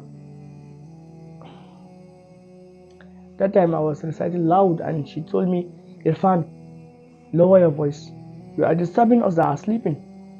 And at that time I thought this was kind of a like, it really demotivated me. By that time I was so demotivated. The point that I just stopped the Tahajjud. Like, it's actually harmless. Like, she just told me that I'm disturbing them. It's not. She did not literally mean I should stop. I should just lower my voice. That's what she said. I should lower my voice. And that night she was not able to sleep. I remember she was awake from 3 a.m. all the way till Fajr. She was not able to sleep, and that night she's actually did not sleep because of some things she has to fix, and she slept 1 a.m. And because of me, she woke up 3 a.m. and that's it. She was not able to sleep again till around 12 in the daytime. She was able to like replace like 1 hour of sleep. That's it.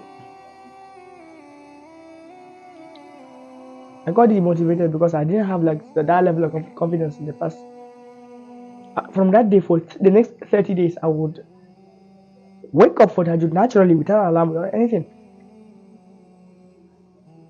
I would wake up, but like I would remember my mom told me not to recite loudly, so I'm not even gonna recite the Quran. I went back to sleep. Every single day, I promise you, every single day I would get that same thing again. I would not Allah subhanahu wa ta'ala will wake me up. Like, in fact, there was an alarm I was using. I would put like so many different alarms to wake up. But like I just deleted all those alarms because of some like just little like something like this. And because I felt so bad for myself and everything, like after a while I kind of like understood like you should just close the door. Like, you kind of put a like blanket and everything, like just reduce the sound and also close the door. And they will not disturb the people reciting the Quran. And do not say like because of someone else you will not do the Tahajjud. That's wrong. Like, you can in fact recite the Quran with a low voice. At that time I thought like when you recite the Quran with low voice, like there's no reward and everything. So basically I was just like that. And after some time I realized a mistake and I came back to that model. So now I'll give you the routines for each of those models, a realistic routine that you can try based on like how I did it and everything, and like the researches I did. But before I started, like, remember I told you I am like a deep. My sleep goes like so deep. If there's like this stage 5, mine like stage 5. Basically, there's an app I used. It's not available on an iPhone for some reason, but like you might have like a similar app to that. But like on Android, I remember the name is I Can't Wake Up. That alarm is very loud. It should like the disclaimer is that you will get annoyed so much. People around you will get annoyed, but like that alarm was really helpful. It was so loud and it gives like do that kind of sound. It's like it's like it's impossible for you to sleep through the alarm. No matter how tired you are, you would get up and turn off the alarm. And like the best thing I like about that app is that there are some exercises that you do. Like, you set the exercise yourself. For example, there was a time I said like shake the phone, because that's what I found actually that's really helpful. Because when I started to shake the phone, I would like kind of shake the sleep as well. I would be shaking the phone so vigorously. I would keep shaking the phone for like 30 seconds to a minute, and after that I'm up. I would get up immediately. Do not even wait for anything. Just get up immediately. Like, count it down like 5, 4, 3, 2, 1. I'm up. Go and do the ablution and start the salah. So now I'm gonna give you a realistic routine you can follow for each of the models. Let's start with the first model. This is as easy as it gets. So basically, like, the first model is easy because you just use the same ablution from Isha. Just after Isha, 2 minutes like we discussed, get up for salah. A routine actually will be useful if, for example, you were not able to pray the salah. Like, for example, women that was not able to pray the salah in congregation, and also like if probably you forgot, or maybe you were like so you felt so like socially active, socially awkward around people, you can do your salah at home. Basically, the best thing you can do is to pray the salah as soon as possible, because the longer you delay the salah, the harder this salah gets. That's just why I said like in the beginning this is the easiest, but it can be the hardest because of certain factors at all. Prayer salah, like the way I did it was that I would sit down, I would eat my food for everything, do everything, and I would make sure you have to just set an alarm for the time you sleep. Make sure before that time you have to go to sleep. You have to do the ablution and get the salah. And a pro tip that would help you is that do not come to bed first, because like sometimes I might think like, okay, let me just rest when I'm feeling sleepy, yeah, and then I will go and do the ablution. No, the moment you start feeling sleepy, it actually will drain much more of your willpower, and you'll be not able to do it. So like the best option for you is immediately after you eat, when you're going to wash your hands or you're going to take the plate outside, go and do ablution at that time. Yeah, you might feel some resistance, but like trust me when I tell you this, do the ablution at that time. Don't even like turn off your brain. Do the ablution, go and do your salah, and that's it. You can do whatever you want, but like make sure you do not pass your bedtime.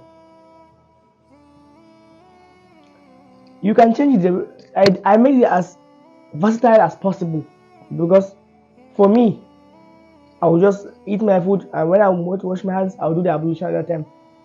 Come back, do the salah, go to bed. For you, it might be something else. Maybe you have like a project at home, but do it as soon as possible. That's it. The best option is to do it as soon as possible. Like some people, they are used to it. Like for example, like my mom, she does it every single day before she sleeps. Like very late at night, around 10, 11. But like for me, I'm not that kind of person. For me, it's not as easy as that, like that. So the best option, do it as soon as possible. You can tweak the routine as much as you want. Like you can add other things, but make sure you do that consistently. Forget about anybody telling you once a week. No, every single day. Do it every day. 3 rakahs. The 3 rakahs will take like 2 minutes. Do it every single day. And after you do it for like about 14 days or like 30 days, you can start increasing the rakahs all the way to like, if you want, you can do the like the Prophet does it around 11. You can do even more than that. You are allowed. But like the witr salah, be careful, because the Prophet said there is no 2 witr in one night. So basically it means do not do witr salah twice in the same night. Like in the past I didn't know, I was just doing like I'll do it in the middle of the night, I'll do it and the beginning of the night as well. No, it's not allowed. And I think that's about how you do the routine. But there's a second routine for the second model. This is a little bit more complex. Like for me, I said, I found this model hard for me due to certain factors, like not be able to sleep early and the rest of the things. Set an alarm to go to bed. That's the first step. Step number 2, make sure not to have a phone before bed. I mentioned this clearly as a second step because I know you might start thinking, okay, I'm gonna use my phone, and when it's time for bed, I'm gonna sleep. No, turn it off. If possible, ideally turn it off. If it's not possible, you can keep it in a separate room. If still you must use your phone, which is not recommended, but if you must use your phone, the best advice I would give you is that there's a color filters in like an iPhone. Like just turn on color filters, and it will change. Like there's a color tint, like the red tint. It will suck out all the blue light from the phone. You'll be able to use it, but be careful by using it, because we do not want to like turn on our brain. We want to like wind down and relax and sleep. So the best option, you can start reading. Like for example, there was a time I did the color filter thing, and within 2 minutes I fell asleep. So you can try reading some things, the phone, maybe the Qur'an or whatever. You can read with the color filter, and I'm telling you, within 2 to 5 minutes you go to sleep. If you're not used to it, you might take longer. But for me, 2 minutes, I'm in bed. I'm completely asleep within 2 minutes. So I see there are some people that the way they did it is that they would pick like a muswak, like the Prophet does it, and they also keep a bowl of water so that it's easy to reach. The hardest thing is not going to sleep, is to wake up. Ideally, you're supposed to put your alarm. Like for me, I sleep 10 p.m. You can sleep earlier than that, and the earlier you sleep, the better. Make sure to sleep after Isha, immediately after Isha. if possible. If it's not possible, you can extend it all the way to 11. But I would not recommend 11. To me, I say 11 like is way like deep, like the way nights. I don't know whatever it is. But ideally 10 p.m. sleep. You want depend on the country at least sleep. Set an alarm. And this is an important part. You might wake up to an alarm and feel like groggy and so heavy, but trust me, that is just temporary. That feeling is temporary, but and the brain is very, very good at telling us, at convincing us that that feeling is permanent. Like it convinces us that that feeling is actually a bad sign for some reason. When you wake up, don't worry about how you feel groggy and everything. Like it will go away within 5 to 10 minutes. It will go away. And sometimes, like you can, in fact, it will be like somewhat of an advantage. Just wake up, do your salah and everything, do it very fast, and then go back to sleep. That's it. And the way the Prophet ﷺ used to do it, he would like, they say there are narrations that he would, how I would say it, he would squint his eyes like to be like this. It kind of reduces the sleep. But for me, I tried so many things. And make sure to have your sleep good, because I remember like I was just looking at the Qailulah, I was not able to do it. Get up. Ideally, you can, if you sleep for 10 p.m., set an alarm for like after 5 hours. At least you have like enough sleep. You can set it after 3 hours, 4 hours, 5 hours. But do not set it like maybe 1 hour, half, maybe 2 hours. No. Sleep early, set an alarm. Maybe 3 a.m. Do the salah, do everything, and then go back to sleep. The way the Prophet used to do it.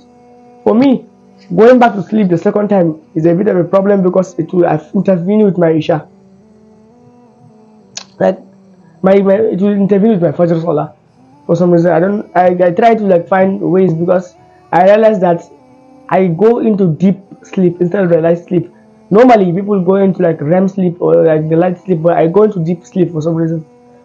And I found some ways. I have to like walk around, but I found some ways. Like I said, I would sit down. I would sleep while sitting down, or maybe I would like lean to a wall so that I would not go to like complete comfort and go to sleep. And the second pro tip I can give you, if you are like me and you want to do that, is that the second time you're going to go to sleep, do not have a deep sleep. You can get like a Bluetooth speaker or anything, like just turn on Qur'an in a very low volume. Turn on Qur'an so that when you are sleeping, that sound will not allow your brain to go into very, very deep sleep. And when you do that, you feel much more lightened. There's a reason I did not mention it for the first sleep block, because although it did help me, it will help you for a short time. Like you will be able to wake up energetic, you will not feel so this groggy and everything. But at the same time, like your brain is still processing that sound as well, so it will not give you the kind of deeper sleep. And the Prophet was not, he did not sleep to any like someone reciting to them. He slept quiet, everything, and he slept. So the first block, I would not recommend you to do that, but you can do it. But I would not recommend you to do that. When the second block you're gonna sleep, that's the time you turn on the Quran. But do not turn on anything, but just turn on the Quran. Sleep to that. Reduce the volume very low so it does not like kind of wakes you up. Reduce the volume and go back to sleep. You will not feel any of this groggy and everything like that. I tried that model. For me, it was kind of hard because of like I had to like battle friends for sleeping early, and at that time I did not. I have faced so much problems. I faced so much problems with this model. I'm not recommending this model for the people like me, but the Prophet said this is the best model, so you can make dua. Allah will help you with all these things. But like when you might feel it's hard for the beginning of the thing, and I did not push myself through. Like I did that model for like 2 weeks, 3 weeks. I just stopped. But like when you continue to do it, you get used to it, and that's your sleep will adjust naturally. Like for me, I used to sleep for like a monophasic sleep, but people used to sleep for like biphasic sleep. So yeah, you can adjust to that model if you want. But I tell you everything. I told you the things that you can find. Maybe for some people, like for example, there was a friend of mine. He said he would sleep 30 minutes before Fajr and he would wake up for Fajr naturally, normally without alarm, without anything, and he would wake up. But for me, like most of the time, like I remember my mom would keep waking me up. I would go back to sleep. I was so deeper into sleep that I was just so groggy, feeling groggy and everything. But anyways, I gave you the routine, like the best the minimal routine possible. You can add onto that. You can add, but make sure the original concept is there. Sleep a long block, wake up for the Tahajjud, go back to sleep.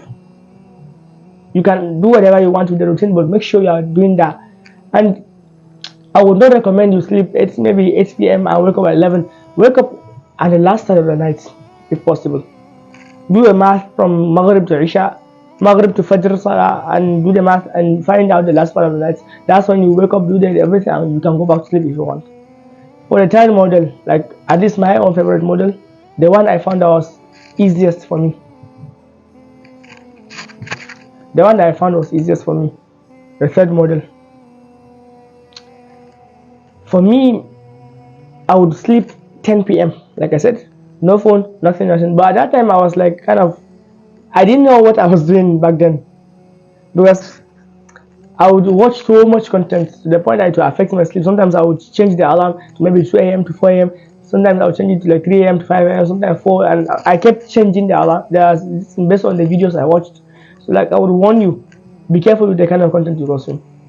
Like you are watching this as a content, but be careful because I know what I'm talking about. Some like professor will talk to you about sleeping this time to this time, and you would believe him, and he would change your schedule because of that. For me, I slept 10 p.m. because and there was a time I actually slept 8 a.m. I think once. Like when I was young, I used to sleep at that time, but like that day, I remember I slept 8 p.m. without any phone. I like disciplined myself that day. No phone, no eating, nothing. I slept 8 p.m. And what I realized was that naturally I actually woke up fresh 12 a.m. Naturally, without anything, I just woke up. Like when I woke up, I feel like this sleep is done. I'm done with the sleep completely. Like it's hard. I can speak from experience. It's very hard for you to sleep early, but that's the best advisable option. If you are like me, for example, like at that time I was not able to like feel any sleep again. I'm already done with the sleep. That is why I don't want to sleep like so early, because I would wake up so early as well. So you can do an experiment. You can do whatever you want. The best option for me is to sleep 10 p.m. or at least the option I was able to find is to sleep at 10 p.m. I would set an alarm to 3 a.m. Sometimes you can set the alarm later than that, because the important part is that you will have to stay awake until Fajr Salah. So like if you're not able to do it, you can do it 4:30, 4 a.m., 3:30, 3 a.m. to whatever, but you have to stay awake. So that model I was able to do it consistently, because I don't need to like sleep again and wake up for Fajr. I can do whatever I want. Maybe in the daytime I would sleep for a few hours and that's it. You can change it to whichever one you want, but this is the minimal required version of it. So now I'm gonna discuss to you the mistakes I made. All the mistakes I can remember. The first mistake I made was that I had a mindset whereby if I eat before bed, like close before bed, I would not wake up for Tahajjud. Like it might sound funny, but like there was a video I watched. I think his name is Tom J. I forgot the name, but like he lives in Dubai. He's like a revert Muslim. You can search for him. Like the product is very very known. And in his video, he mentioned the routine, his own routine, the best possible routine, like close to the Prophet and everything. And he said there's a 3-2-1 rule. In the rule, he mentioned, I remember he mentioned not to eat 3 hours before bed, not to drink 2 hours before bed, and not to stare at the phone or a screen an hour before bed. And he also mentioned like sometimes if it's a must, like he wears it like a red glasses like that. But like it got me thinking like, so that means if I eat below 3 hours before bed, that means I'm not gonna be able to wake up for Tahajjud. And I believe that. And actually this mindset actually gave me a hard time, because for some reason at that time I was also going to a madrasa, so I kind of memorize the Quran as well. and the madrasa does not close until 8:30. So sometimes I'll be back home at 8:40, sometimes 9. So when did I eat? When did I go to sleep? For a period of time, I was not eating dinner at all. I would get so, like, I started to lose a lot of fat. I started to become skinny. My mom told me like, I must eat food. I should not stop all these things. I should be eating. I started to eat food before bed, and because I believed that mindset, no tahajjud. I used to like battle these things like, for water, drinking water is easier because I know like there was a time I drank water and I woke up multiple times in the night. But like for eating, and I thought that for like a while I did not figure out why the problem is like that until there was a time I was like messaging ChatGPT and everything, and he told me like that person, he lives in Dubai, you live in Nigeria, he has money, he's financially free, he can do whatever he wants. You are not. So your lifestyle is different. Like the food you eat in Nigeria is different from the food you eat in Dubai, and everything. Like he kind of compared everything, and he kind of broke that limiting belief. And I said, oh, in the past I used to eat before bed, and I would wake up for tahajjud. Then the moment I broke that belief, the next day I woke up for tahajjud. So that mindset is like, don't get me wrong, it's not that he lied, it's true. It's true. But do not say because you ate food before bed, you're not going to wake up for tahajjud. That's a complete lie. You will wake up, and it is a little bit harder than the original day not eating. But like at the same time, you're probably used to it. And do not think like any of this is because it's hard, so it's going to be hard. No. Trust me, some days I will not even feel the difference when I eat and when I don't eat. Especially if you have a long sleep block. The second mistake, all this is funny. Like now that I'm reading, I'm thinking of them. I'm like, so that's how foolish I was back then. The second mistake I made was the mindset of that. If I did not feel khushu' in my salah, in my tahajjud, that means the tahajjud was not accepted. Like you can laugh at me as much as you want, but like when you're in this journey yourself, figuring out everything yourself, you would realize that you would face these kind of things, because there were days that I would feel like present, I would feel some khushu' in my salah, and I'm like reciting beautifully and everything. And on days that I did not feel that, I used to think, what did I make? Did I make any mistake? Like my tahajjud is not gonna be accepted. I'm just gonna go back to sleep.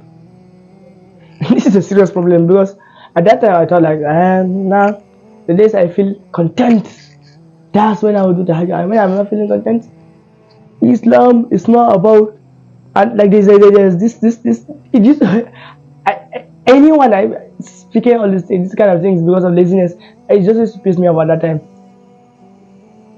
Islam is a religion of ease.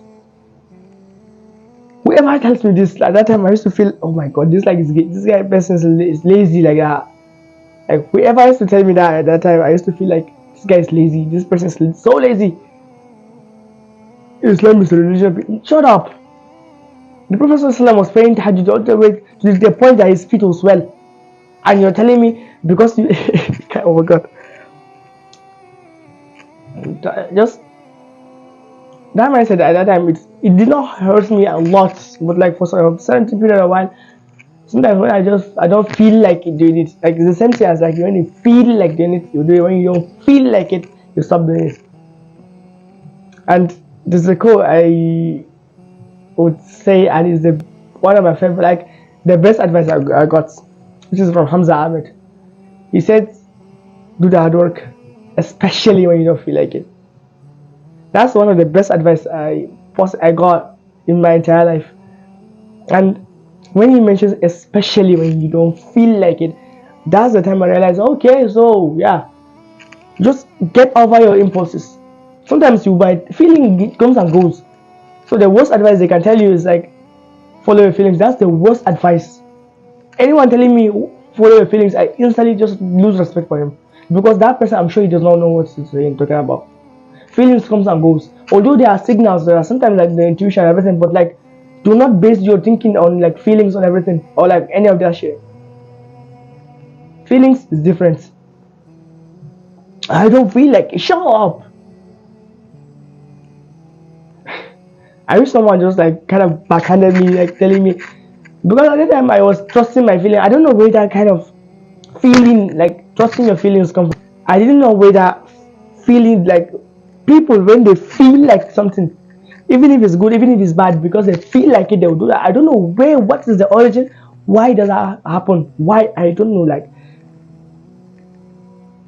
feeling, like probably because of the movies we watch and then all this music and everything telling you follow your heart or follow your feelings. Your feeling, like, well, shut up, like follow your feelings is the worst advice I can possibly give you. Trust me when I tell you this. The third mistake was that I was prioritizing Tahajjud over Fajr Salah. Like I mentioned, I would wake up for Tahajjud for an hour, 2 hours, and I would miss Fajr Salah.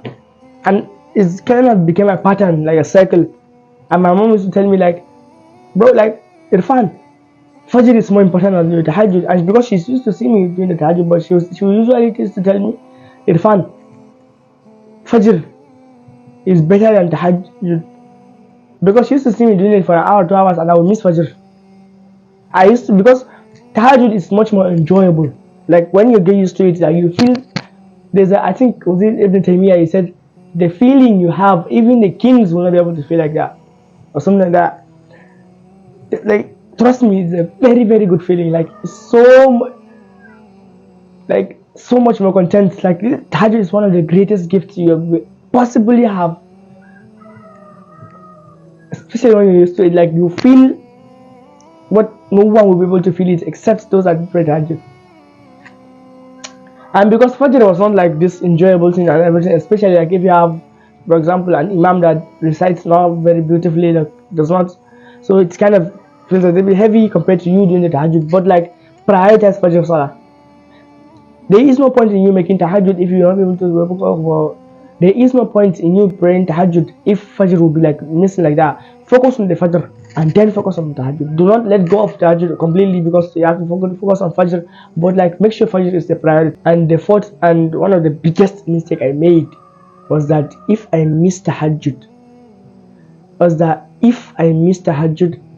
I am doomed. Yeah, like during that time, like at least now people talk about like not doing streaks and everything, but at that time there is no any of these things. Like most people are not talking about these things. Even the people quoting that hadith I mentioned earlier, the most beloved deeds are those that are done consistently. They use the word consistently, but really what they mean is like streak. Like at least the way I understood it. But everyone was telling me do something every single day. Do not do things once in a while, like all these things. But like doing something every single day is not as realistic as you might think. Even me, I advise you to do that every single day. But like trust me, you would have days that you miss it. It's completely okay. And there's a definition Hamza Ahmed gave, and I like that definition very well. He says consistently is not consistent. Consistency is not streak. Consistency is volume over time. And he gives an explanation. He says, as so long as you do not quit, that is consistency. So he explains by saying, so long as you do not quit, that is consistency. Because, for example, if you are doing tahajjud maybe once in a month, next month you do twice in a month, like anyone telling you that this is not consistent, shut up. This is actually so much more progress because most people don't even do tahajjud at all, except when maybe a calamity happens to them and they'll do it for like maybe a day or two. That's it. You did it from once in a month to twice a month, thrice a month, 4, 5, 5, 6, 7, 10 every single day. Like we would try to reach a point where I would do the tahajjud every single day, but like when you miss a day, do not think like this is you get doomed or anything. Because I remember, like I mentioned the story in this video, like back in 2025 when I was doing tahajjud every single day, 2 hours a day. The moment I missed that tahajjud, I was just so frustrated. Like I was just calling myself, and at that time, actually, the reason I did that was not because I had so many like lectures, like Islamic lectures, saying that the Sahabas, like for example, I'm not sure, but like what's his name, Tanimat Dari. They say that he cried so much when he missed Tahajjud. So after that, he did not sleep. He did not sleep on. He does not sleep at night at all. Like it is mentioned that he used to do tahajjud every single day from Isha to Fajr Salah, just because he missed because of once. And there are so many stories like that. And I used to think like, okay, so that means if I miss, I should scold myself. I should get so much angry, so that when I'm angry, I would not be. I would wake up for tahajjud every single day. Good idea, right? How foolish was that? How foolish was that? I scold myself, and it's important. Like when you are doing this kind of journey, you have to go to this journey with self-compassion. If you miss a day, it's okay, fine. I missed a day, this was not good, but inshallah I will not miss tomorrow. Like as James Clear says, missing a habit once is a mistake, but missing habit twice is the start of a new habit. So when I miss that tahajjud, like I mentioned, like for the next 8 months, I was not able to wake up for tahajjud for more than 3 days in a row.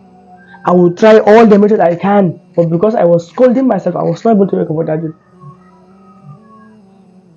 And not even tahajjud, any habit doing consistently, maybe it's going to the gym, maybe whatever. Make sure, even if you miss a day, in fact, you will miss a day, like just, it's okay. Get up, do it again. That's it. Keep coming back. It's not like not missing days, having 100% streaks. No, the best thing is coming back. That's how Islam is. In fact, like for example, like people in hips, they know that it's not to not lose your hips, it's to keep bringing it back. And the same thing is also not to say. It's not that you would not sin at all. It's the best is to repent and come back to Allah after you sin. That's the same thing. Like when you miss, come back to it. Do not tell yourself, oh, I will not miss every single day. It will be every single day. Like even the Prophet ﷺ, there were days he was sick. So like when you're sick, you tell me that you must get up for tahajjud. So if you miss tahajjud, it's not your fault. You have to encourage yourself with self-compassion and keep going. And that's the mindset that would use. That's the mindset that will separate you apart from everybody else. And like everyone like has an ego. Like everyone will be telling me like, we need to do strive for yourself. Like some people like used to say, "Are you lazy?" Blah blah blah. This. But like, if you're able to do it once, in fact, if this video, even if you do the video, do the tahajjud once because of this video, this will genuinely change your life, and I will be so much happier for this because I did not think at that time when I was struggling, I would inspire people like that. All the struggle like is synthesized perfectly into these things, and Allah is the best of planners. You might be making dua and you might feel Allah is not answering your dua, but trust me, Allah subhanahu wa ta'ala is indeed hearing you, is indeed planning something greater for you. I didn't think that one day I will come to this, I will not come to YouTube and give away these things, but like, it's amazing. Like, if you take the best lesson from this video, consistency. It's not doing it every single day. If you're doing something once a week, it's still consistency. Once a month, consistency. As so long as you do not quit, that is consistency. And when you change that your mindset from what if I miss a day to I would come back to it no matter how much I miss, you would start seeing progress. And the fifth mistake I made was constantly changing the time of my salah. For my tahajjud, I would change the time from, I remember there was a time my phone got problems, so I was not able to wake up to an alarm on my phone, so I used my laptop, and the laptop alarm is very low. And for me, like I mentioned, like I'm a very, very deep sleeper. Sometimes I don't even listen to that, I don't even hear anything. So I kept changing my alarm to maybe 11 to maybe 1, and then 1 to 3, maybe 2, 3. I kept changing that time, and changing that time, having variation to kill your journey. Trust me, no matter how much you're used to it, but you keep changing it. Be like, leave your body to adapt to one single thing.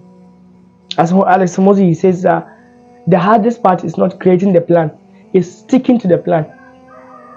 So like I actually, for a while, I kept on changing it because of maybe content, because of like sometimes the way life and everything, like I kept changing it, which is a very, very bad thing to do.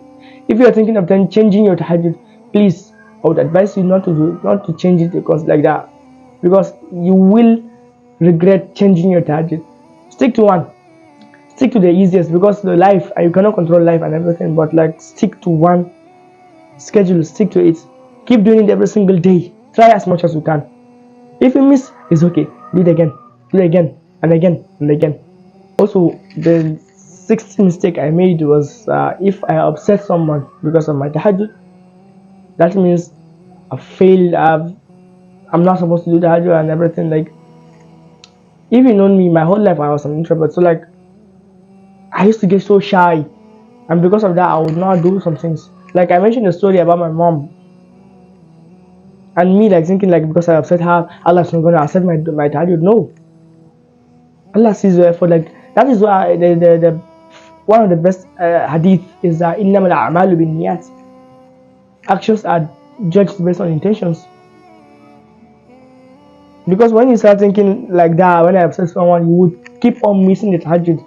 And I didn't know that. I was just, like I mentioned, like for the next 30 days, I would wake up every single day, but there was no tahajjud I was doing. And part of the mistake I did was that if I recite low, then I will not feel the khushu. And when I don't feel the khushu, back to the not accepting the no. In the past, like when I even not even tahajjud, like even if I'm reciting Qur'an, I will tell me, lower your voice. You will just see me like closing the mushaf. I will just leave at that time, and I was thinking like, this person does not know what he's doing, all these things.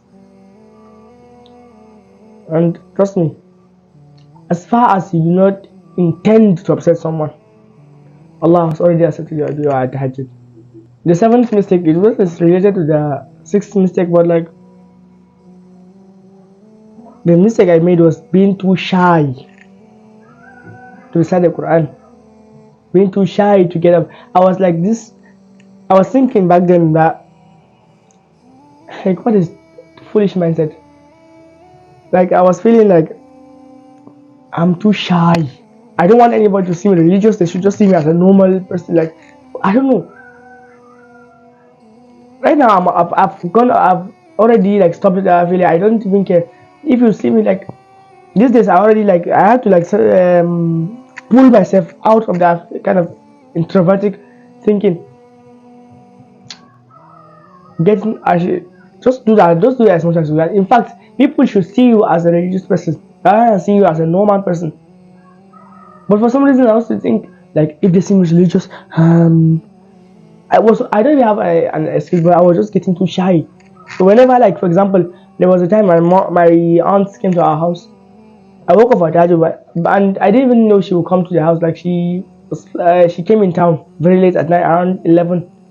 So she lived in a different state. So she came, and my mom had to pick her up, and they came back to the house around 11:30. I was sleeping, and that day I told you I woke up at 12 a.m. When I woke up, I saw that she's there. I was like, I don't want her to hear my recitation. She'll be like, oh, the fire, Sheikh. And then I prayed very, very fast, like very quiet, and I was not to sleep. They should, in fact, see you as like there is nothing wrong with that. Seeing you as a religious person, there is nothing wrong with that. And for some reason, I kept thinking like, if they see me as this religious person, it's like I'm doomed at like, all these kind of things. I wish someone told me that there is no problem. There is no problem. So like you might face this kind of problems. You just have to suck it up and just get up and do the thing you want to do. Because for a while I was thinking, until like I usually used to message Charlie a lot. Like if I remember, I used to like give him all my problems. Sometimes he give me good advices. Sometimes he give me terrible advices. But I remember one of the good advices he gave me was that, will you let yourself go to Jahannam because of certain people that will not even save you in the day of judgment? And I was like, what he said was gold. What he said, I was it was gold. Will you let yourself go to Jahannam because of people that will not even save you? People that they might even like you might find it like family and everything, but like, will you let yourself not have this immense reward because of someone? And when you give an analogy, maybe with money, for example, if you say, will you let yourself collect. For example, if like someone is saying you will collect $1 million, you collect it, of course. But why is it that for Tahajjud you were telling me like I don't want people to see me? What? And I was thinking like, okay, like I knew what I was supposed to do, but like getting myself to do it was a bit hard. Until the way like for like almost a year, I was kind of struggling with that until like there was a book I read, The Subtle Art of Not Giving a Fuck by Mark Manson, and in that book he said that it's basically like when you say it's where the book like basically talks about caring too much about what people think of me. And now alhamdulillah I kind of switched it all to a different thing. Like when you feel like the thing is that when you don't care about anybody else, when you don't care about what people see you and how they perceive you and everything, you will start making terrible decisions and everything. And when you care too much about what people think of you will start being awkward and everything. That just turn the things that you care about differently and everything. Fascinating book. I had to read that book to kind of get the reading, that feeling away, and just sometimes you have to just push it through. For example, there were days if for example you have a friend or something, or maybe a family member, when they see you doing the act of, like, you might feel some kind of resistance, but just do it once, twice, thrice, and that's it. The feeling will go away completely. The part that I've been waiting for, the prophetic tahajjud. How does the Prophet ﷺ does his tahajjud? I will take you over everything I knew about the Prophet ﷺ and his tahajjud and everything, from his sleep all the way to Fajr Salah. And most of these things I got it from that book I mentioned, Ibn Qayyim Za'd al-Ma'ad. Now I will give you I want you to imagine the Prophet ﷺ step by step what he was doing. He would come home, he would greet Isha radiallahu anha, and when he was in bed, and he would speak to his wife Isha radiallahu anha, and some of his wives sometimes, he would first dust the bed. The second thing he would recite, he would invoke Allah subhanahu wa ta'ala by saying Bismika Allahumma ahya wa amwat. The third thing, he would recite the last 3 quls. Then the Prophet ﷺ would lay down on his right side, and he would place his hands on his face, his palms on his face, and he would cover one leg in front of and on top of the other, and he would sleep. And then he would invoke Allah subhanahu wa ta'ala by saying this dua, and I want you to memorize all these duas I'm giving you. Allahumma qini azabak yawma tub'athu ibadak. Oh Allah, save us from your torment the day you resurrect your slaves. Alhamdulillahi alladhi at'amna wa saqana wa kafana wa awana fakum mimman la kafiya lahu wala ma'uya. All praise is due to Allah, who fed us, provided us drink, sufficed us, provides us with shelter, while for many people there is none to suffice and none to provide shelter. And like, think about this. The Prophet ﷺ would go to sleep thinking about Allah subhanahu wa ta'ala and all his attributes and everything. But what do we do in this modern day? We forget about Allah. Some people even do bad habits like sins before bed, while the Prophet ﷺ was invoking Allah. And then for the 7th thing he would do, he would recite this dua, Allahumma rabbus samawati wal ardi, all to the end. It's a very long dua.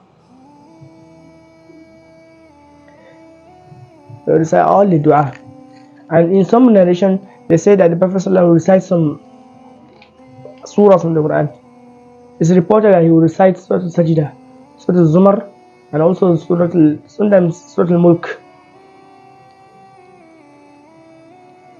He recited all these long surahs and then he will go to bed.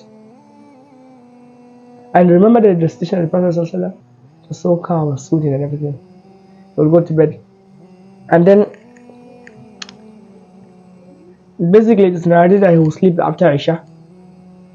Sometimes he would take a little bit, he would delay the Isha sometimes because of some work that needs to be done, because he wants, after Isha, everyone going to bed. He would speak to his wife Isha before sleeping, and when he sleeps, he would wake up when the first half of the night was gone. And when he just open his eyes, the first thing he would do before even saying anything, he would take the miswak. He would like kind of brush his teeth, and then he would start making dua to Allah subhanahu wa ta'ala. He would wake up and he would say, La ilaha illallah, wahdahu la sharika la, lahul mulku wa lahul hamd, wa huwa ala kulli shay'in qadir, until to the end. He will also say, Alhamdulillah alladhi ahyana ba'da ma amatana wa ilayhi nushur. And one thing I forgot to mention in all these models, and like there's a hadith, the Prophet sallallahu alaihi wasallam, he mentioned that when a slave of Allah subhanahu wa ta'ala goes to sleep, and I might make mistake with the quotation, but it's the same idea. When basically you and me, when we go to sleep, Shaitan ties 3 knots on us, and when a person wake up from sleep, all these 3 knots are there. That is why you feel something like it's heavy on you. The first, when you make the dua, Alhamdulillah alladhi ahyana ba'da ma amatana wa ilayhi nushur, the first knot is tied out. The first knot is removed. And like I'm speaking from experience, like I tried that dua and it really helped me. Half of the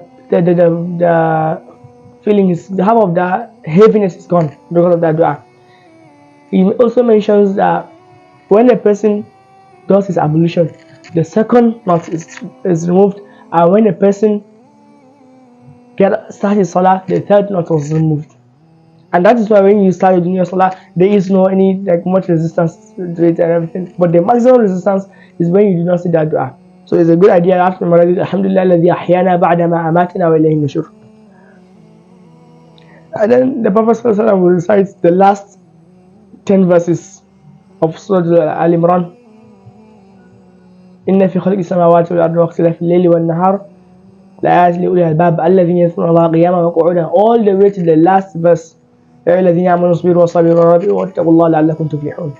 You recite all those verses, all those verses. Also recites Allahumma laka alhamd to the end, and then another dua, Allahumma anta al-haqq wa waduka al-haqq, and also to the end he will also recite that dua. You can pause and take a screenshot of that dua, of all the duas I'm giving you. And he sallallahu alaihi wasallam would turn his container and he would start doing his ablution. Sometimes he does ghusl beforehand, but sometimes he just do his ablution. And then he sallallahu alaihi wasallam would start with 2 rak'ahs. I think the name of the practice is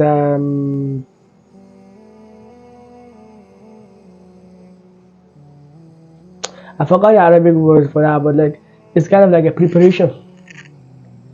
It does very fast and it's very very light. I would not say like rushing everything, but like he did a short salah, 2 rak'ahs.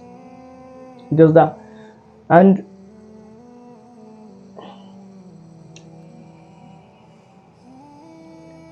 after that, and he will do like 8 long, very prolonged salahs. And there are so many narrations of this.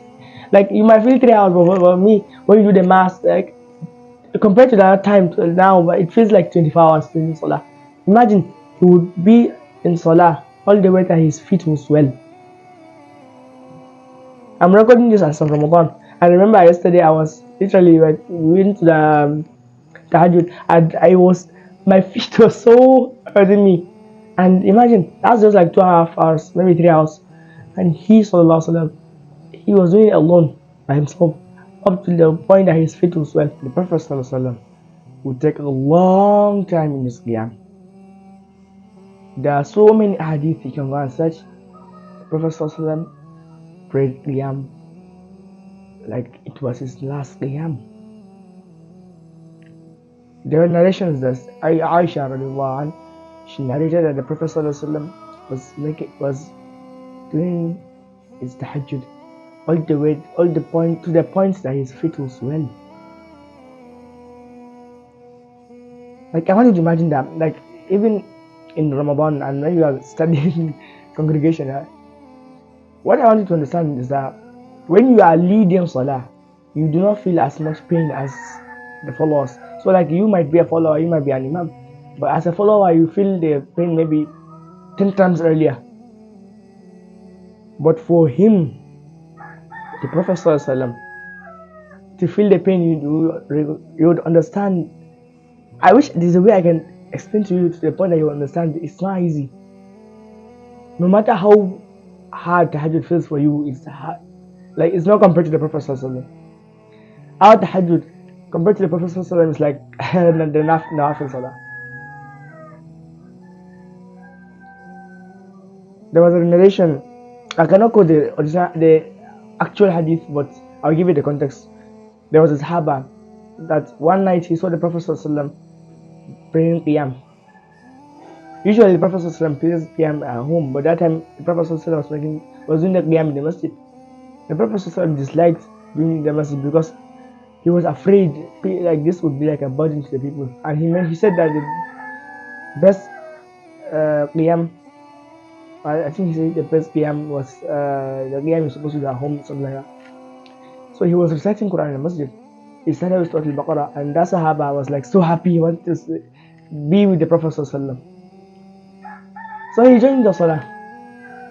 The Prophet ﷺ did not even bother because for the Fard Salah, if it was the Fard Salah, the Prophet ﷺ would have cut short his recitation, or like kind of increase the speed and everything. But for the Nafil Salah, it's not a must. So the Prophet ﷺ was reciting the Qur'an.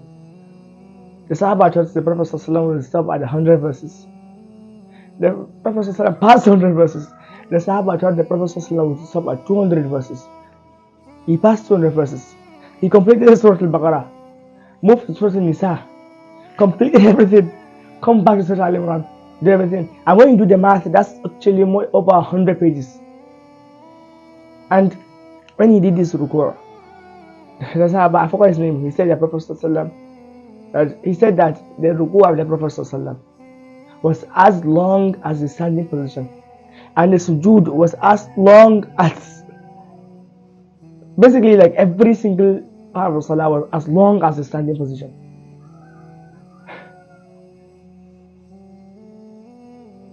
And there were some narrations that the Prophet ﷺ, there was a time he cites the 7 long surahs.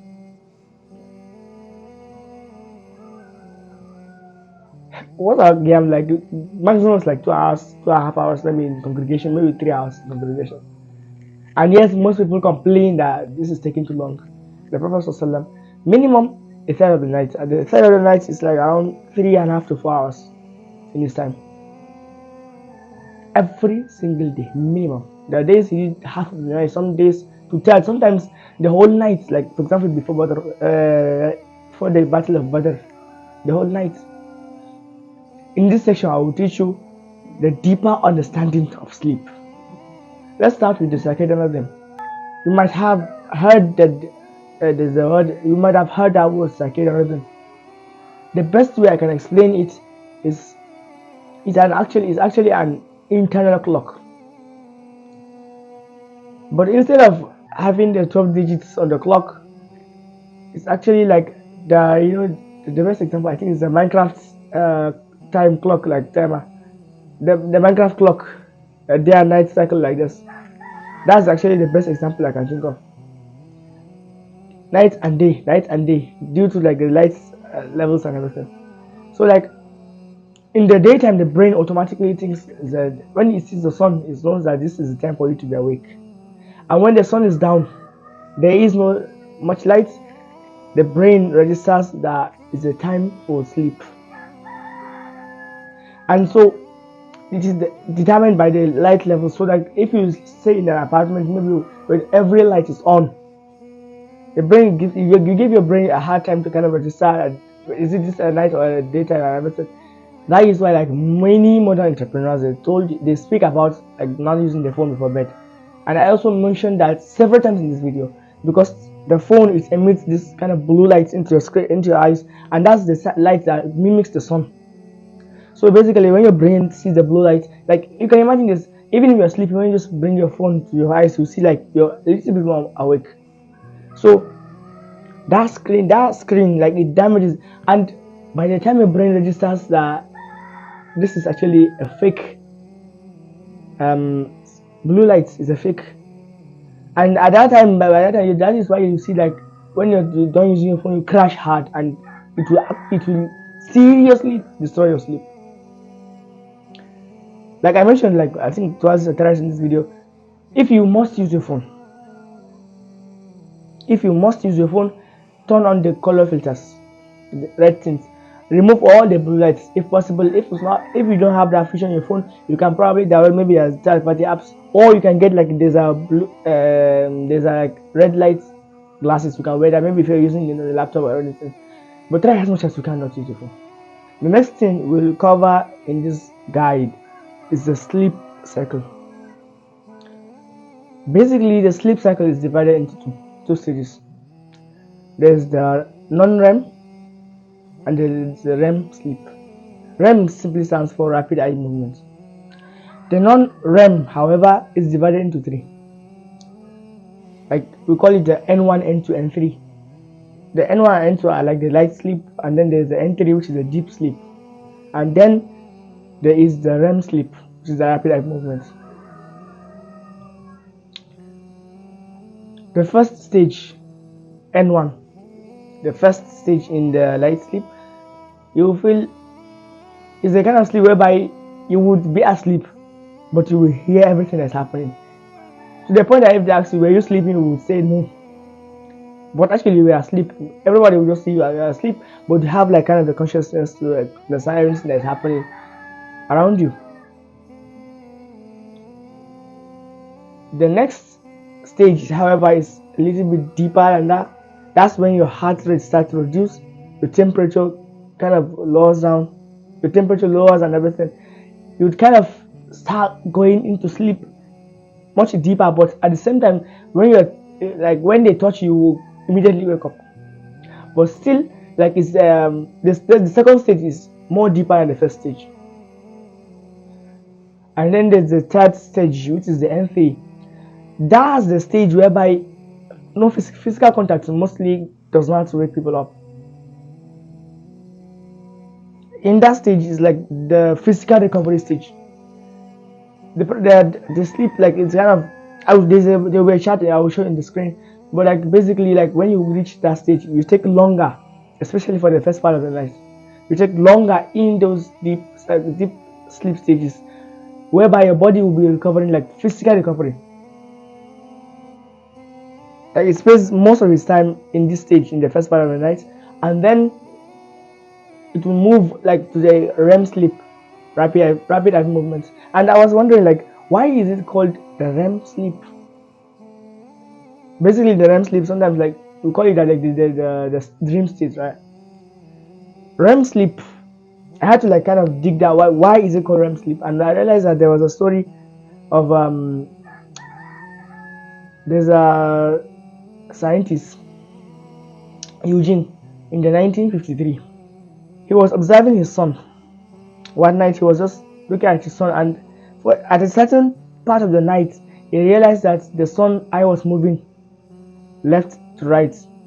Like he gave an expression like as if the son was playing like a game of tennis, left, right, left, right, left. Literally, the eye movement is moving like this. And it was so interesting. Like I was like, okay. So basically, like anything before that, the scientists thought that like the brain was like switched off or anything like. But after that research, after that discovery, the scientists realized that the brain is actually in its hyperactive stage. The brain is actually hyperactive while the body is sleeping. So that's the time like mostly dreams used to come. And for the first part of the night, the deep sleep is actually like more, but it's prioritized more. And like I mentioned, the deep sleep is for the physical recovery. The REM sleep, however, is for like mental and emotional recovery. So for the first part of the night, to prioritize the deep sleep, and then later, from like maybe 12 to 1 to 3, it will prioritize the REM sleep. And there were several reasons for that. The scientists were able to bring 3 reasons for why the eye moves in a certain way like this. Sometimes it moves up, down, sometimes it moves side by side. That is why it's called rapid eye movements. So like there are three reasons whereby scientists were able to like kind of, there are three reasons where the scientists explain why that movement happens from left to right, sometimes up to down. The first reason is there's a like one of the most popular theory about the REM sleep is the scanning hypothesis. Like when you are asleep, when you are dreaming, and you see probably like a tall building, like when you're in a dream state, like when there is like a tall building, probably you dream of a tall building or a car driving, the eye actually like moves to kind of get all the imaginary objects together. All the imaginary senses kind of moves to like kind of capture everything. That is why the eye moves this way. But there's a second reason. The second reason is the brain is rewiring itself. During REM sleep, your brain is firing electrical signals at a massive rate because the nerves that control, and also like the nerves that control the eyes is directly plugged into the brain, unlike the arms and the legs, which have to go to the spinal cord. The eyes. So during REM sleep, the brain is firing electrical signals at a massive rate, and because the eye is connected directly to the brain, unlike the arms and the legs, we have to go to the spinal cord. The eye is actually playing with the electrical, the brain electricity. That is why it's moving like at a massive rate, at a rapid movement. That is why it's moving like that. The third reason is because the brain is trying to keep the eyes healthy.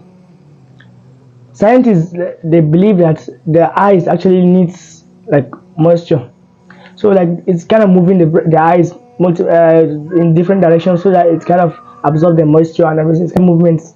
It helps the eyes to like stay all the moisture and fluid from the eyes, so it will avoid it from like being dry. But here's actually the craziest part.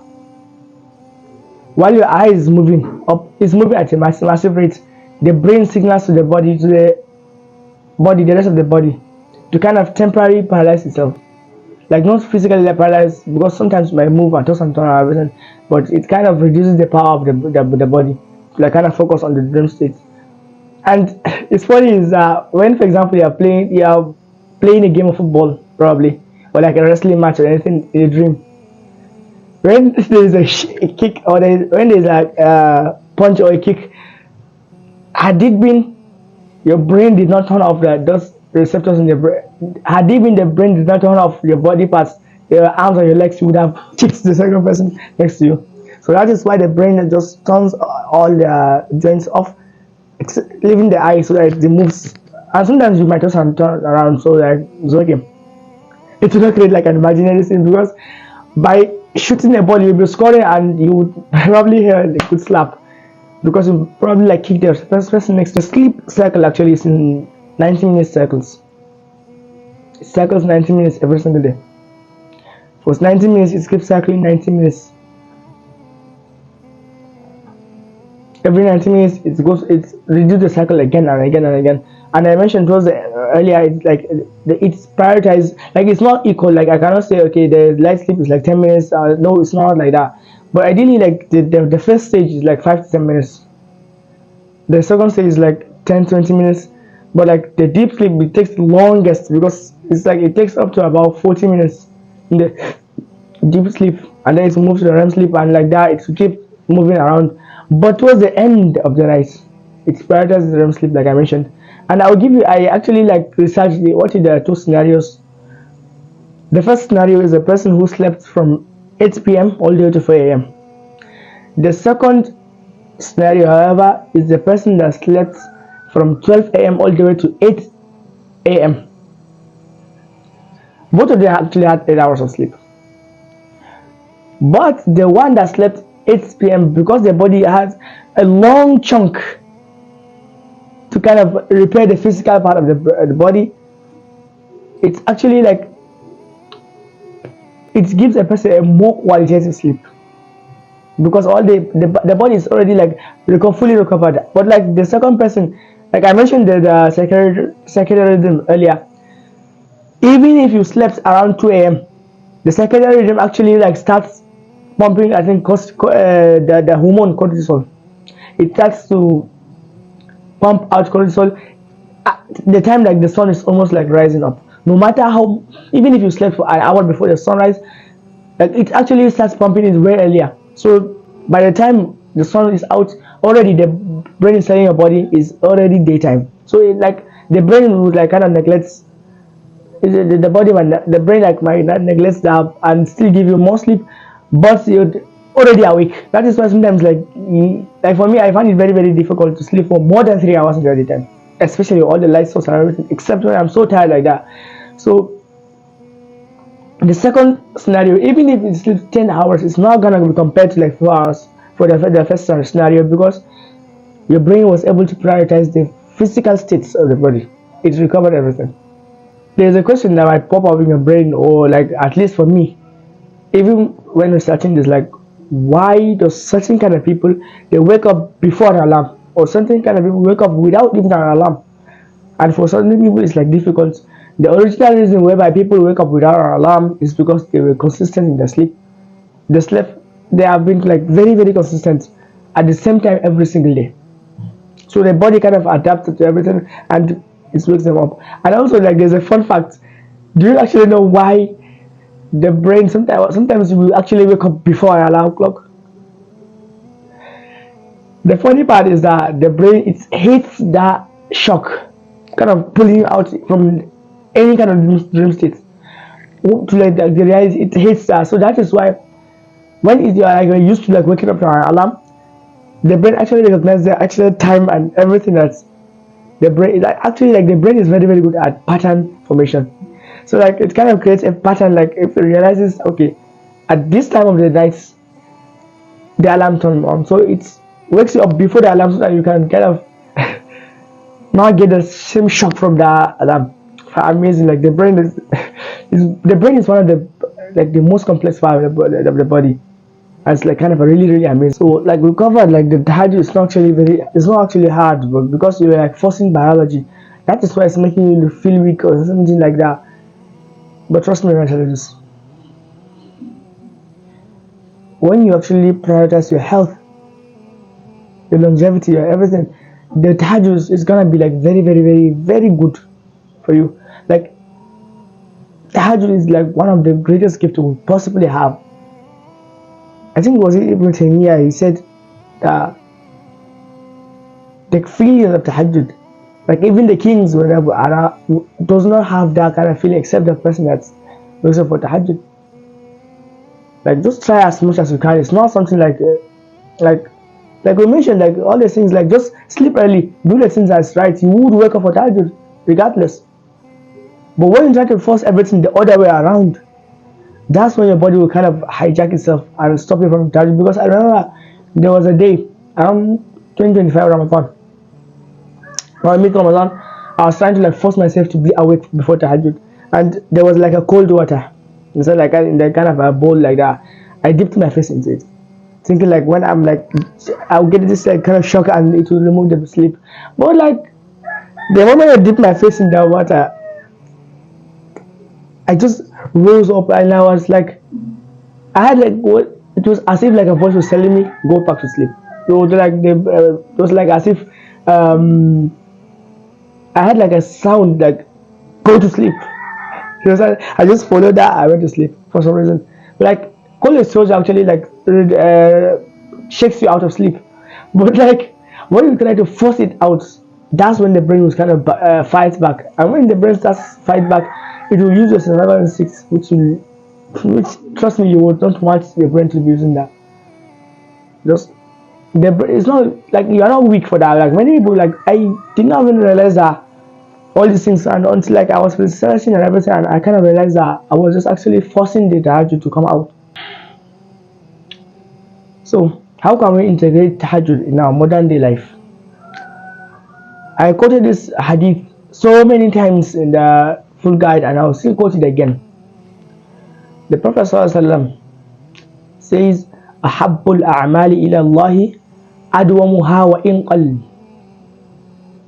The most beloved deeds are the deeds that are done consistently, even if they are small. Like I mentioned, I used to feel people like they are lazy because whoever calls me this hadith, I used to think that I used to view that as cringe and lazy and everything. But like it was the hadith of the Prophet ﷺ, because he knows that people are not gonna do this that are consistent. People think like you have to have massive periods whereby you are doing that like 3 hours for no. Trust me, do it as consistent. Actually, it's just very, very beneficial for you. And your brain, your body kind of adapts. And there's a golden rule I learned like in 2025. It's basically progressive overload. For example, like if you give the example of the gym, like when you take the 20 kg barbell, like you need to start with a little amount of that. Don't try to like pick the 60 kg, 80 kg. No, because even if you're able to do that, let's say magically you're able to pick up the 60 kg. Trust me when I tell you this. By day 3, day 4, day 5, there's like this. I realized that there was a pattern formation. Like around day 1, distraction would come around day 4 and everything. By day 3, you would completely quit because it's too hard for you. That is why progressive overload is good. It's one of the greatest rules in whatever thing you're doing. Start small. Like starting small. When people like this to tell me start small, I used to say no. I want to start in this level. Start small. No, this level. But trust me when I tell you this. When you start small, it does not mean you would stay small. When you start small, by a week, I think you will start increasing yourself. Before you know it, in a month, like you have already increased massively, and your brain and your body have already adapted to everything, and it will be very, very easy for you. I want to like share to you. I want to tell you about this the identity, because people like they kind of self-level themselves. The identity, actually, the brain, I would say, it's like voting. It votes every single day, and most of the time it votes. So, for example, when something is hard, like I mentioned, the brain is very, very good at pattern formation. When this, for example, something that's hard for you and you quit because it's hard, the brain votes to like for example, the boxer. Okay, if this is hard, I quit. It votes that. Do it again. It votes that, and again and again, and the votes will pile up to the point that no matter how you try, you see that the thing is hard, and that is why you'll be quitting. The only time you quit is because it's hard. So whenever you miss Tahajjud every single day, for example, like we are missing Tahajjud multiple times, your brain keeps voting to, okay, this Tahajjud is not something I do, okay, or something Tahajjud like that, or like Tahajjud is too hard, like it keeps voting to that every single day, to the point that people start leveling themselves like, oh, Tahajjud is not for me. Tahajjud is not something that's limited to like the righteous people. No matter how difficult it is, try as much as you can to do it. Your brain will vote, okay, Tahajjud, no matter how difficult it is, I will still do it. And like the opposite is also true. Every single time you try to do something, the brain keeps voting to that every single day. I mentioned several times that you have to take this journey with patience and self-compassion. If you try to force it out, like I mentioned, your brain would kind of stop you from doing that. Tahajjud, you might feel is a bit hard for you because of the situation, or maybe because like you're not used to it. But trust me, it's not gonna be like this forever, because the brain is very, very good at convincing you, or because it's not easy now, it's never gonna be easy. And right now I'm telling you this, but for a long time I believe that since it's not easy at this stage, it will never be easy. And the brain will surely convince you. It will convince you that this is too difficult, just stop this thing again. And there are certain questions that will come to a person's mind, especially like for not doing tahajjud. Like for example, what if I get tired in class? Maybe you have a class, or maybe work. What if you get tired? Or like, but the doctor say you need to sleep 8 hours a night, or this is not for me, and any other thing like, or like I don't get to wake up. Maybe I'm like too exhausted at night. All these things, trust me. Like I will not say trust me this time around. Trust Allah subhanahu wa ta'ala. You might feel tired in class, maybe in work or anything, but like it's temporary. Like I said, it's temporary. For the first, like anything in this life, like whatever thing you are striving for in this life, there is first a dip first before there is a rise. There is no rise without a dip. So like, I want to, if for example, like maybe I speak on a call, it might resonate with you, but like for some reason when you mention this kind of things in content, it kind of feels off. It dips down before it rises. with anything. You can look for anything kind of example, anything. For example, before you were able to run, you were not able to run, and then you were able to run. Before you became smart, you became dumb before you became smart. Before you become strong, you must become weak before you become strong. Any kind of example, it has to dip before it rises. So like for now, you might feel a little bit tired, and it's a very very short amount of time, maybe like for a week. That's it, probably 3-4 days, and then you start kind of feeling the energy up. And if, for example, you follow the identity, okay, because it's hard, I'm not gonna do it. You're not gonna pass this level. Naturally, you start becoming more energetic, more happier because of that. And that's the best part of the Tahajjud. You're getting the win from all kinds, from all different perspectives. Your dua is getting answered. You enjoy the Tahajjud, and then you get that energy the next day. And then, like Allah subhanahu wa ta'ala, the nur of Allah subhanahu wa ta'ala is the nur kind of bestow on a person that is praying Tahajjud. You kind of like there's some like the people like wanting like that their face to be very very good. Do not worry about that. Pray Tahajjud. Trust me. Pray Tahajjud. Do it every single day, and you start seeing the difference. People will start noticing like there's something different about you, like kind of like that. But do not worry about that. Any kind of problem like it's not all these things are just limiting beliefs. Even if you have something like just that is why I do not advise you to do like imagine how can you tell me 3 rakahs would stop you from doing from like getting like you to make you tired. No, most of the time like check your habits.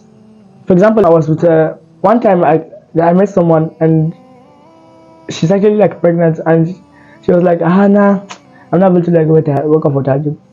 But like nah, the Tarawih Salah is too difficult for me. I'm pregnant and my son and everything. But I'm like in my mind I was like you were not able to you were not tired for like watching TV. How can you be tired for like 3 rakahs? Like we kind of understand the situation and everything, but like try as much as you can. Try as much as you can. Now, for the energy management, like I mentioned, you might be tired, but the Prophet ﷺ, there's hadith, he says he advises us to do the Qailulah because the shayateen does not do the Qailulah. The Qailulah is like it's very very short. Like I mentioned in the earlier part of the video, that Qailulah is like 5 minutes, 10 minutes, 15 minutes. Ideally for me, it's actually like 20 minutes. When I do 20 minutes Qailulah, my brain is at its maximum level. Because on the daytime, like we need to like have period of sleep. But if you cannot do that, just rest for a short amount of time. Try as much as you can to rest. Even if you will not sleep, just rest. It's kind of like this. I don't know. I forgot where I found this, but it says that is it 40 minutes of Tahajjud of like it says that 40 minutes of Qailulah is better than 2 hours of night sleep or something like that. Just trust me, do the Qailulah and just rest for a short period of time. And I realized that the days I was able to do the Qailulah, I was able to wake up for Tahajjud as well. And the days I missed the Qailulah, I most likely missed the Tahajjud. So try as much as you can to do the power, like it's called the power nap in the modern day. Now let's deal with the social environment and the distractions that will come. Back then, I was like trying to look for advice and everything, and I was not able to relate to anyone, saying that my distractions is way too much. People like it's because of you're not. Nobody were able to understand me at that time. I was looking for ways, and I was just researching like how can I avoid distractions. People will just advise me, cut them off and do these things. I like it still did not resonate with me. So like through a lot of trial and error, I had to like put myself in the battle zone, like kind of to understand the pain and everything, so that I'll be able to help you. Distraction will come inevitably. In the past, I used to get pissed off. I used to so angry. I would just get angry. Why is this thing happening? Why is this thing happening? But like, this is actually a bad way to go about it because you cannot control life. Allah subhanahu wa ta'ala will always test you. And I realized that there's a kind of pattern. I don't know, for some reason it happens. I will need to like kind of make my own research. But like, I realized that the day you make a plan or a goal or something, the first 24 hours, that's the time like one of the highest distraction comes. For some reason, like you can kind of relate to this. I don't know why it happens, but for sure, the first 24 hours you will see a distraction will come. And then after the next day, There no distractions. You might get distractions here and there, but the massive distractions to come like after like 3 to 4 days. On day 3 or day 4, another massive distraction will come. After like maybe on day 7, day 8, massive distractions. On like day 14 and day 21, I realized that this pattern is actually real. The best thing is that when the distractions comes, like there's an analogy. Yesterday I was like 2 days ago, I was like around Asr time or Maghrib time. I got this randomly. I got this idea that when you do not have distractions in your life, you would not do the things you're supposed to do. But when you are tested several times with all the distraction and everything, you would push through more than you're supposed to push through. And I realized that without distraction, I would have not become what I became like this now. So these distractions are meant to come. Stop trying to chase. Stop trying to avoid it. It's meant to come. It will help you because when you will get pissed off, but the distraction comes inevitably. So do not worry about distractions. Try to control as what you can control. Leave the rest to Allah subhanahu wa ta'ala. And if you reach this far of the full guide, I would like to I really appreciate, because I didn't think like I would watch a person like me back then. I really planned actually to release this full guide before Ramadan, but because of this, like such reasons, and this full guide was one of the hardest things I was doing. I didn't even think I would be able to complete the full guide. I also planned to release it before the Tahajjud starts, and also like it's not possible. Like it was so much. This is one of the hardest things I have to do. Speaking for hours, missing so many recording. Like record for hours. So that there was a time I recorded for like over an hour and I lost the recording and everything. But like this is side point. I really appreciate. I really appreciate from the bottom of my heart. Like this video might get when you watch this far, I might get the rotation and like make some money. But like genuinely, if this full guide help even one person, I'll be so much more happier. And all the questions, all the unanswered questions I had back then were all answered in this video. This video was not available back 2 years ago when I was struggling. And hopefully after watching this video, you will not do Tahajjud like once in a while. Like Tahajjud is meant to be done all year round. Try as much as you can to just completely turn off the distractions. Watching this video is like is half of the full guide. The next full guide you're supposed to do is to implement what you learned. Like you can check, like rewatch certain sections if you want, but the best thing to do is not to get the knowledge. It's for you. Like you don't need anything else. Just get up and do the thing you're supposed to do. Let me give you a challenge. You can try with 30 days challenge. No ifs, no buts. You might cope whatever you might like. I'm sorry to tell you this, but you might cope. But at the same time, just try it for 30 days. After 30 days, if it did not work, you can come and comment like this thing did not work and scam or whatever thing you can comment. And do not spoil anything by yourself and just say this full guide did not help me. No. Implement everything I told you. Start with 3 rakahs. A very short, like in fact you can do the 3 rakahs for 30 days. I guarantee you would, even if you stop, you would want to do the Tahajjud. That's the best part. Try it for 30 days. No other excuses. I think it's about time for me to end the full guide. I would like to appreciate you once more. If you found this video helpful, you can share it to your friends. You can comment in this video. You can subscribe, do whatever, all the YouTube algorithm stuff. I would really appreciate if you supported my work. This full guide was genuinely very difficult. And I'm releasing this thing for free. All I ask for you in return is to go out there and implement the Tahajjud. There's one more thing you need to do, which is end the excuses, start the discipline.